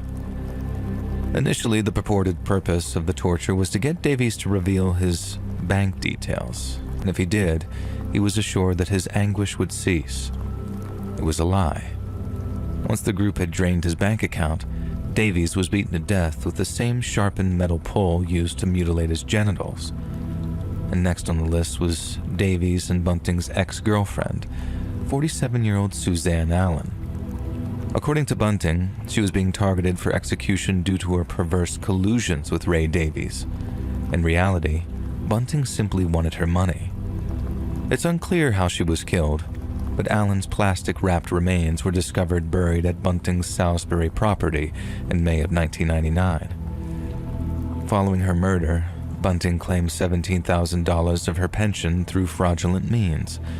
Although Allen most likely died by Bunting's hand, charges were eventually dropped by the prosecution due to their lack of evidence, and the perpetrators were tried but not found guilty as a result of a hung jury. And her case was never tried again. Next up was 19-year-old Michael Gardner, a cousin of Robert Wagner's wife. By September of 1997, Gardner had been cross-dressing for a number of years, thus drawing the ire of the highly homophobic Bunting. Bunting had reportedly witnessed him playing with Wagner's children when he grabbed one of them by the arm and placed his hand over their mouth. Small children sometimes say some pretty terrible things, partly out of malice and partly out of ignorance. So from the sounds of it, Gardner had simply heard one of the children say something rude or explicit and was attempting to correct them with an easily understood but ultimately physical gesture. Yet to Bunting, the sight proved a potent reminder of his own carnal violation at the hands of his friend's older brother, and in that moment, Bunting decided Gardner had to die. He and Robert Wagner somehow convinced Gardner to accompany them to a place called Murray Bridge. There, Gardner was taken to a shed, then repeatedly strangled as a form of torture. Every time he collapsed due to lack of oxygen, Bunting and Wagner would force the teenager to stand up straight before they strangled him all over again. Finally, when Gardner passed out for a fourth or fifth time, Bunting kept his hands wrapped around his victim's throat, squeezing and tightening his grip until Gardner expired. The two killers then staged a robbery at Gardner's apartment, stealing some of his landlady's belongings. When this landlady somehow got in touch with Bunting to inquire after her errant tenant's whereabouts, he convinced her that Gardner had been the one to burglarize her residence in order to pay for a sex change operation. Gardner's decomposing corpse was then kept in a plastic barrel in the very same shed he was murdered in until it was eventually moved to the Snowtown bank vault. His left foot had been severed so the drum's lid could be properly sealed. Bunting's next victim was another ex-girlfriend, 42-year-old Vanessa Lane. Bunting had previously welcomed Lane into his circle of acolytes due to her willingness to aid in the hunt for child molesters, yet ironically, her home was firebombed after she too was accused of grooming a local schoolboy. In the aftermath of the firebombing, she attempted to lay low, but ended up beginning a relationship with an 18-year-old boy by the name of Thomas Trevelyan. Somehow, Trevelyan ended up reaching out to John Bunting, whereby he was informed that Lane had been grooming and molesting him long before he came of age. It's unclear why Trevelyan would betray his new girlfriend in such a way, but the move undoubtedly signed the woman's death warrant. and on October 17th of 1997, Bunting, Wagner, and Trevelyan picked Vanessa Lane up from her home, apparently following some kind of reconciliation. Lane was then prompted to verbally abuse her own mother via telephone, then told to inform her that she wanted nothing more to do with her, was moving to Queensland, and was never coming back. In all likelihood, Lane was led to believe that the rebuke of her own mother would prove her loyalty to the group. In reality, it was a trap. Should she suddenly disappear, Lane's mother was just about the only person who cared enough to report her daughter missing. With a relationship in jeopardy, Lane became an easy target, and one by one, her toes were crushed with metal pliers as she was tortured for her bank account details. When she revealed them, she was promptly strangled to death. Less than a month later, on November 4th of 1997, an increasingly unhinged Thomas Trevelyan began chasing a dog around his neighborhood while armed with a knife. Having reportedly been diagnosed with paranoid schizophrenia, Bunting saw Trevelyan as a liability that, and I quote, would go mental on them. The next day, under the pretense of undertaking another bashing, as Bunting referred to the murders, Bunting drove Trevelyan to Kersbrook in the Adelaide Hills. He was discovered hanging from a tree in Humbug Scrub the following day.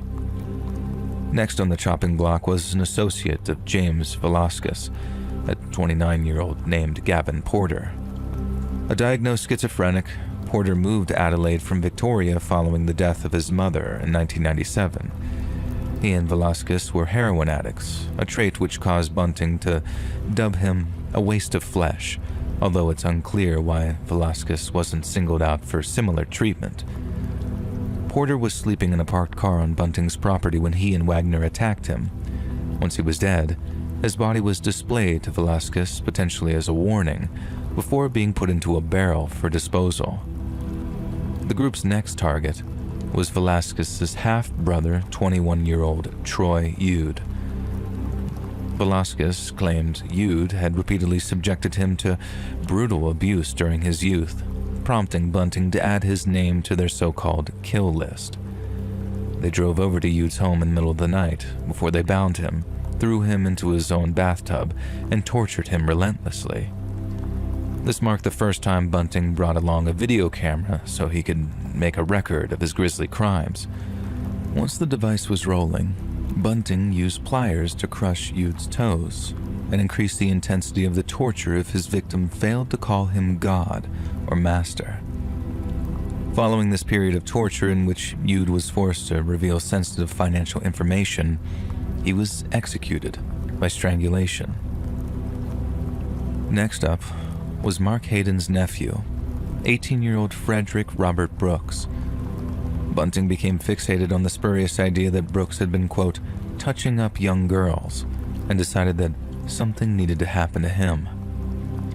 September of 1998 saw Brooks accepted into the Australian Air Force Cadets, an occasion which Bunting, Wagner, and Velasquez claimed they wished to celebrate. Brooks was tricked into showing up in an abandoned property, a so-called party house, but all that awaited him was humiliation, torture, and death. The three men shoved lit cigarettes into his ears and his nostrils, and a lit sparkler was inserted into his urethra. A syringe was used to inject bleach into his testicles, which was wired to a variac, sending painful electrical impulses through his body. His toes were crushed by pliers before finally he choked to death on his gag. The next target was a physically and mentally disabled man, 29-year-old Gary O'Dwyer. Having discovered that O'Dwyer received sizable monthly disability payments from the Australian government, he was targeted by Bunting and his associates, who tortured him for his financial details before strangling him to death. The group's penultimate murder was that of Mark Hayden's own wife, 37-year-old Elizabeth, who was apparently on the verge of reporting Bunting's crimes to the police. After making sure that she was home alone, she was murdered by John Bunting and Robert Wagner after they forced their way into her home. Later that day, her remains were exhibited to her husband, who merely laughed before ordering the disposal of her corpse. Ultimately, the group's final victim was James Velasquez's half-brother, 24-year-old David Johnson. Bunting despised Johnson and referred to him using homophobic slurs on account of his cleanliness and sharp appearance. On May 9th of 1999, the group tricked Johnson into driving out to the abandoned bank in Snowtown under the pretense of purchasing a cheap computer. There, he was overpowered as soon as he stepped into the building, and following his murder, Bunting and Wagner reportedly fried pieces of his flesh before eating them. For years, Bunting's crimes went completely undetected, partly because the victims were people whose disappearances did not raise immediate alarm. However, suspicions began to grow as more individuals went missing under mysterious circumstances. A break in the case when Velasquez, the youngest member of the group, confessed his involvement to the police. Being the group's only heroin addict, it's possible that he was detained following a minor legal infraction such as theft or possession of illegal substances. Then, while in custody, withdrawal symptoms would have made him a ripe target for police pressure.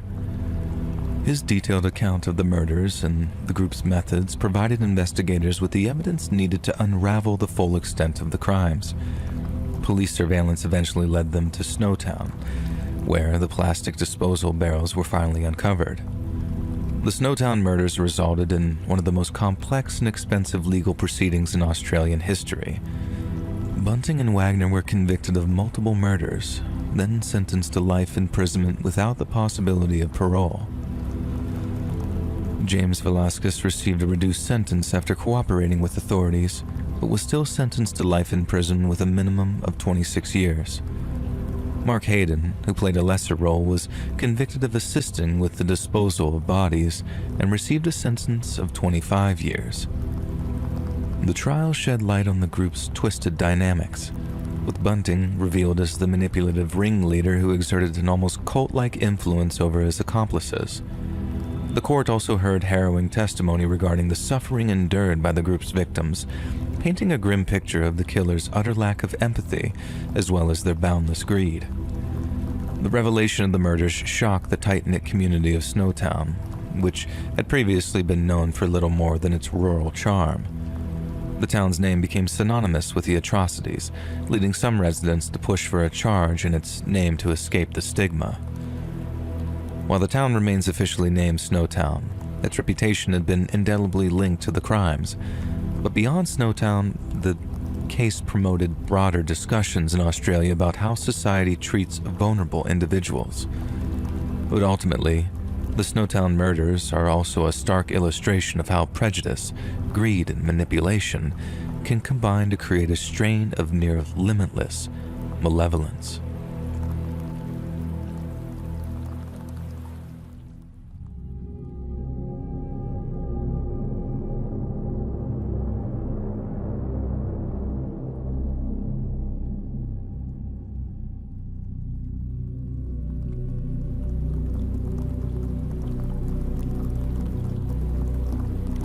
The man we are about to discuss has gone by many names.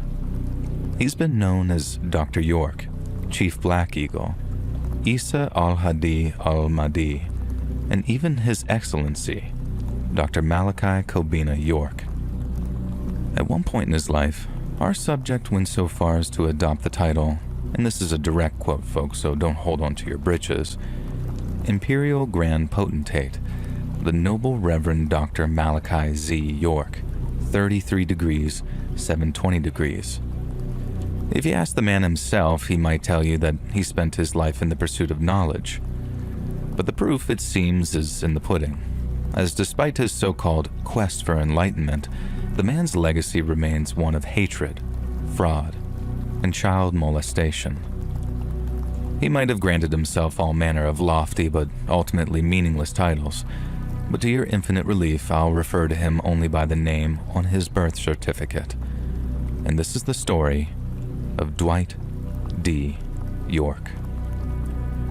Throughout his life, York would claim to have been born in places such as Ghana, Baltimore, New York, or New Jersey. But according to his birth certificate, he was born on July 26th of 1945 in Boston, Massachusetts. He claimed that at age 7, he was sent to the city of Aswan in southern Egypt, where he supposedly received an Islamic education at the hands of his grandfather.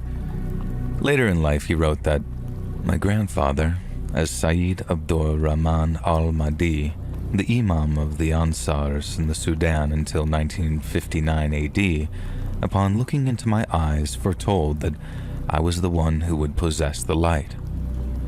York then claimed that following his education, he returned to the United States in 1957 and, at the age of 12, settled with his family in Teaneck, New Jersey.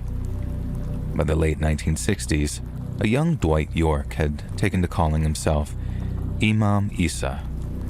He developed an interest in organizations such as the Nation of Islam and the Moorish Science Temple of America, but instead of joining one of the many pre-established black nationalist movements, he decided to found his own.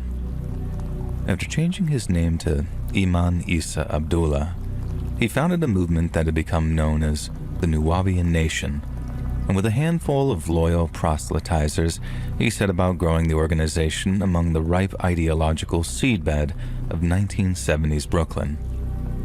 Wearing green and black dashikis, York and his followers set up a bookstore specializing in black nationalist literature and would attempt to recruit those who visited.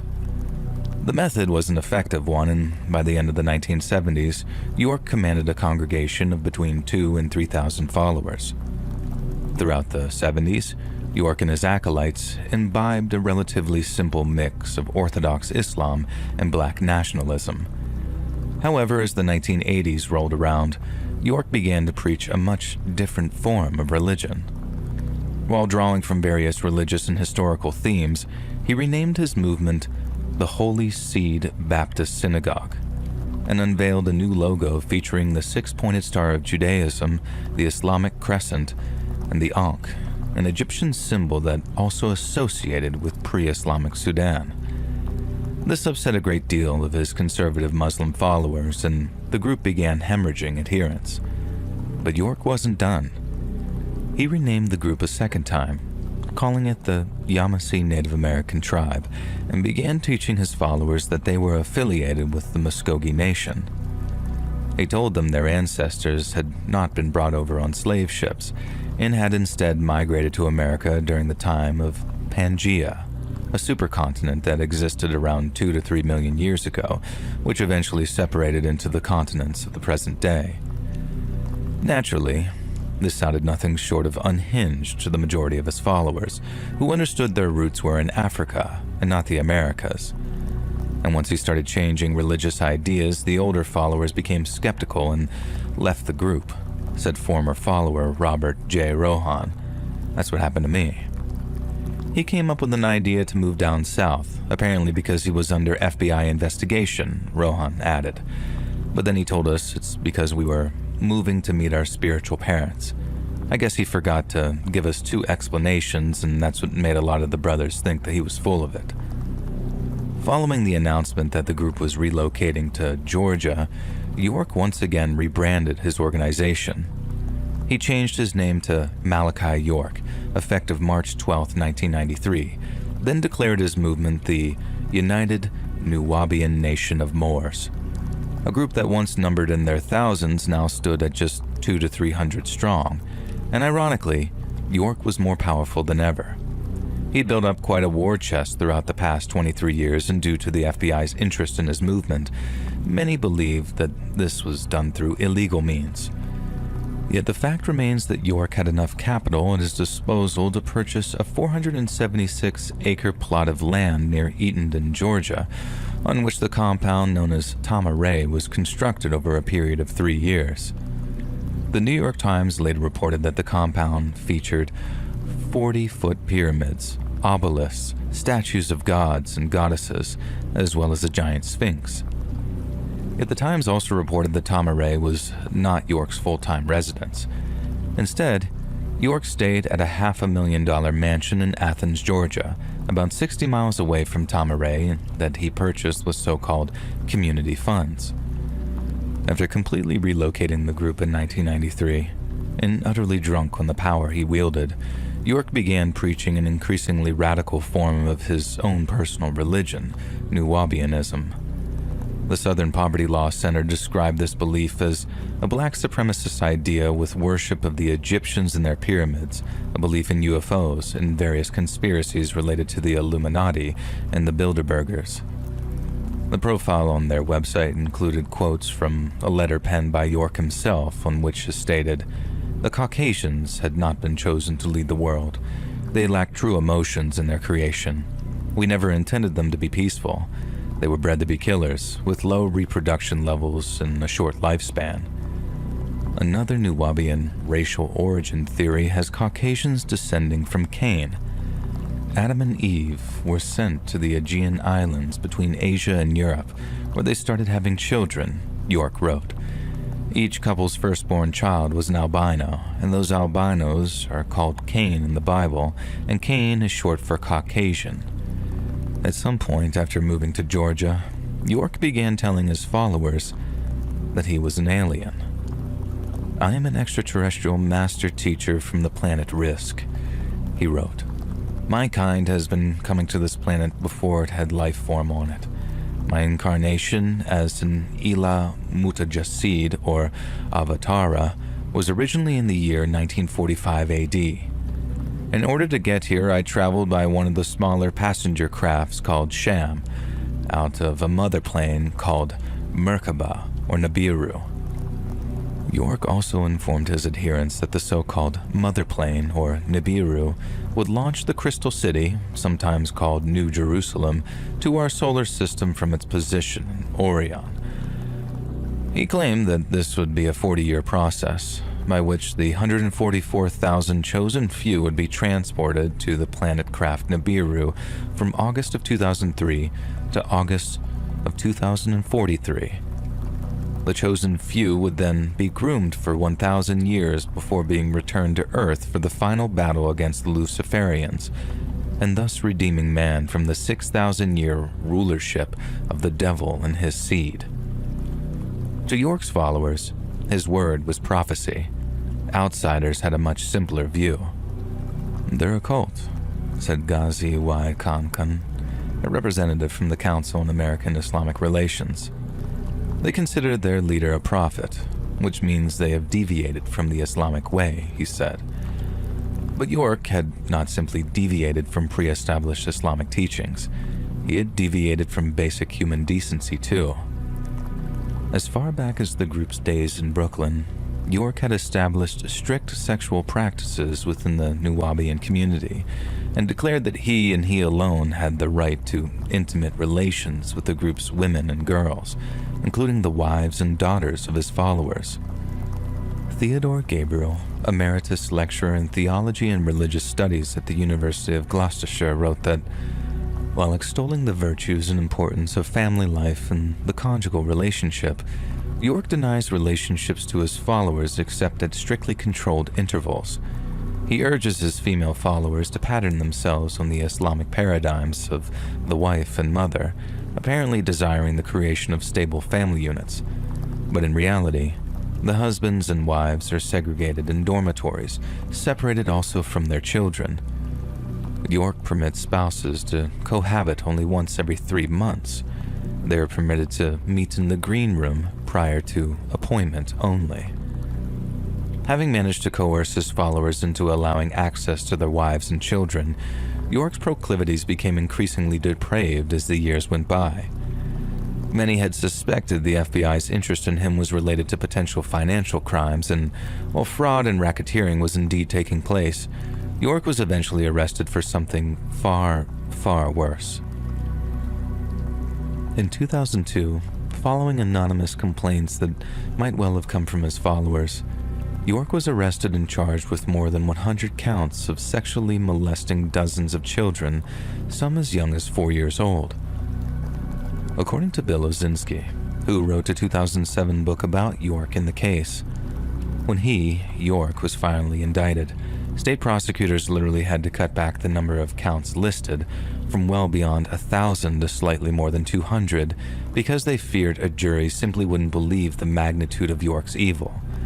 It's believed to be the nation's largest child abuse prosecution ever directed at a single person in terms of number of victims and number of alleged criminal acts. Following his arrest in 2003, York attempted to negotiate a plea bargain with the federal government.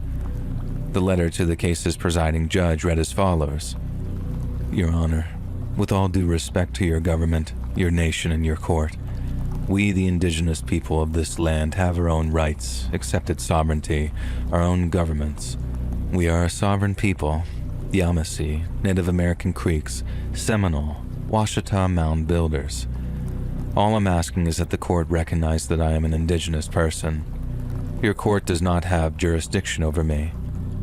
I should be transferred to the Moores Cherokee Council Court, in which I will get a trial by juries of my peers, and I cannot get a fair trial, Your Honor, if I'm being tried by the settlers or the Confederates. I have to be tried by Native Americans. As a Native American, that's my inalienable rights, and it's on record." Since York's appeal was grounded in his belief that he was indigenous to North America, the judge promptly rejected the appeal. York was then convicted of transporting minors across state lines for the purposes of molestation, as well as racketeering and financial reporting violations, then sentenced to 135 years in prison. York's followers assert a number of defenses, including that their leader, Malachi Z. York, who was charged and convicted, is not the same person as the Dwight D. York, who is listed in court documents as the defendant. Others say that York was set up by his son Jacob in coordination with Al-Qaeda-linked American Moss, who were jealous of York's influence among African-American Muslims. York himself believes that his betrayal, arrest, trial, and imprisonment, along with his eventual release, were foretold in Chapter 10 of Zecharia Sitchin's book, The War of the Gods and the Men, with York claiming to be represented by the supreme Egyptian deity, Ra. York's followers then said that since 1999, York has been the Consul General of Monrovia, Liberia, under the appointment of then-President Charles Taylor. They argued that he should be given diplomatic immunity from prosecution and extradited as a persona non grata to Liberia, but both American and Liberian officials have rejected this claim. As of 2024, Dwight York is serving his sentence at the United States Penitentiary Administrative Maximum Facility in Florence, Colorado. He is inmate number 17911-054 in solitary confinement for 23 hours a day with a projected release date of July 12th of the year 2120.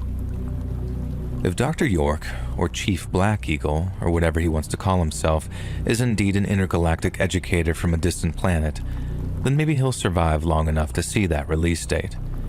If not, and he proves to be a mere mortal, then he'll die where a man of his character belongs. Cold, alone, and far away from the innocent.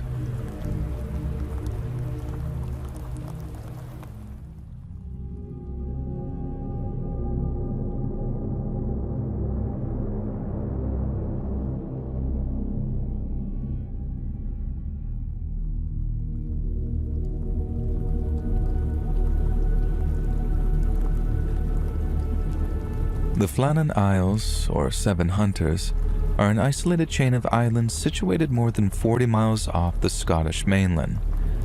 These uninhabited islands, which stand proud among the unforgiving North Atlantic, are accessible only by private boat or rare tours, with their harsh weather and rugged cliffs deterring all but the hardiest of visitors.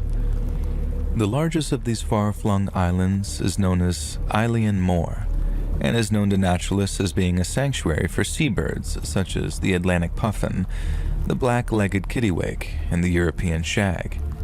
It was also the site of one of the most perplexing and haunting mysteries of the 20th century. The Flannan Isles lighthouse was constructed on Eilean Mor between the years of 1895 and 1899, with the purpose of guiding ships through the treacherous waters of the North Atlantic. Designed by David Allen Stevenson and standing at 75 feet tall, the lighthouse represented a significant feat of engineering, and its construction, amidst harsh winds and unforgiving seas, could in itself be considered an immense achievement.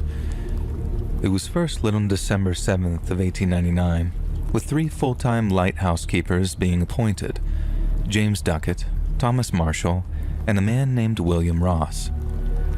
However, during the winter of 1899, Mr. Ross came down with a rather debilitating illness and was temporarily replaced by a man named Donald MacArthur. The keeper's daily routine included maintaining the lighthouse, ensuring the light was operational, and logging weather conditions in addition to any notable events. They were trusted to be reliable and punctual in their routine, and for more than a year, they were. But on December 15th of the year 1900, entries in the logbook suddenly and inexplicably ceased. 3 days later, on December 18th, a steamer sailing from Philadelphia to Scotland reported that Flannan Lighthouse had gone dark. The report was not immediately acted upon due to severe weather conditions, which delayed any investigation until December 26th, when a lighthouse relief vessel could finally be dispatched to the island. Upon arrival, the crew of the relief vessel expected some kind of mechanical problem, but after making their way to the almost 100-foot-tall monolith, they found it completely abandoned. The entrance gate and the main door were closed, the beds were unmade, and the lighthouse's clock had stopped. Inside the kitchen, a meal had been laid out, but not eaten, and one set of oilskins was missing, suggesting at least one keeper had gone outside for some reason. There were no signs of struggle or violence, just an eerie silence, and the enduring question of just what in the hell happened to our 3 lighthouse keepers. One of the most widely accepted explanations is that while securing equipment on the notoriously perilous West Landing, the keepers were caught by a massive freak wave, which washed all 3 from the island in one fell swoop. Evidence which points to this include bent iron railings, a displaced rock, and scattered supplies, indicating a sudden storm of significant force struck the island, catching the keepers unprepared. Despite no such storm being recorded elsewhere, and thus casting a great deal of doubt on such a theory, weather patterns on the region can be unpredictable. It's therefore very possible a rogue wave or freak storm hit an isolated area around the lighthouse and swept the doomed lighthouse keepers from the island. Another theory suggested a violent, potentially deadly altercation between the lighthouse keepers, one that ended in a fatal accident or perhaps even murder. Donald MacArthur was known to have a volatile personality and might well have instigated some kind of physical confrontation. Additionally, the isolation of lighthouse duties can strain relationships, leading to heightened tension. Yet the lack of any signs of a scuffle or violence in the lighthouse makes this theory less plausible unless the conflict occurred outside, whereby evidence could be washed away by the sea. The isolation and history of the Flannan Isles, once a place of pagan worship, have fueled supernatural theories. Local folklore speaks of spirits or so-called fairy storms that could have whisked the men away. However, this is more folklore than fact, but has been popularized in various cultural representations like poems and songs. The Flannan Isles do indeed have a rich tapestry of myth and legend, including tales of sea monsters and ancient gods. Yet while these stories enhance the mystery's allure, they offer no plausible explanation to those grounded in logic and reason. More improbable theories include abduction by foreign agents, or the keepers choosing to escape their secluded lives in what might be called voluntary disappearances.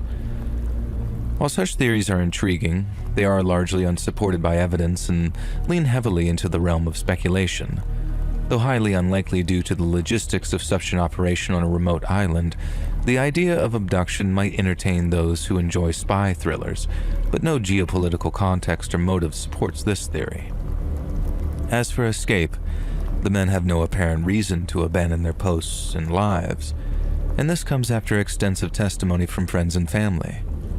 Another practical explanation suggests that one keeper went out to check on or secure supplies, and the others followed in an attempt to warn him against it. Then, after falling into the sea somehow, the keepers attempted to rescue their drowning comrade and were taken by the seas in turn. This theory accounts for the missing oilskins, yet it doesn't explain why all 3 went out in bad weather. Perhaps one keeper noticed something amiss with the external equipment, prompting him to exit the lighthouse, and given the camaraderie among lighthouse keepers, it's conceivable the others would follow to assist, only to be overwhelmed by unexpected weather. Britain's Northern Lighthouse Board conducted an official inquiry, concluding that in all likelihood, the keepers had likely swept away out to sea during a storm and drowned. However, the lack of concrete evidence fueled a great deal of morbid speculation among the general public. Superintendent Robert Muirhead, who claimed to have known the keepers personally, visited the lighthouse in the aftermath of their disappearance. He was among the first to conclude that it was nothing but a tragic and unforeseen accident, and while many agreed, others have accused him of organizing a cover-up. And following the incident, safety measures at lighthouses were reassessed, and this led to the introduction of better equipment, more reliable communication systems, and protocols for emergency situations that ensure that no such disappearance can reoccur in the future. The mystery has not only inspired countless stories, poems, and films, but also led to the improvements in lighthouse safety protocols, including better weather monitoring and emergency signaling systems. Theories abound, but without definitive proof, the fate of James Duckett, Thomas Marshall, and Donald MacArthur continues to be a subject of intrigue and debate. Even now, more than 100 years later, the incident serves as a poignant reminder of the solitude and peril faced by those who keep watch over the sea, ensuring the safety of others at the cost of their own.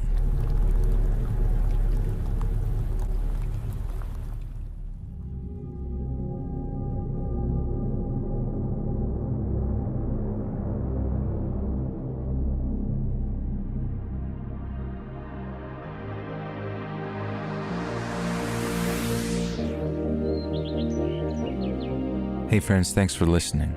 Click that notification bell to be alerted of all future narrations. I release new videos on YouTube every Monday and Thursday at 9 p.m. EST, and there are super fun live streams on Sundays and Wednesday nights. And if you got a story, be sure to submit them over my email, letsreadsubmissions@gmail.com, and you might even hear your story featured on the next video.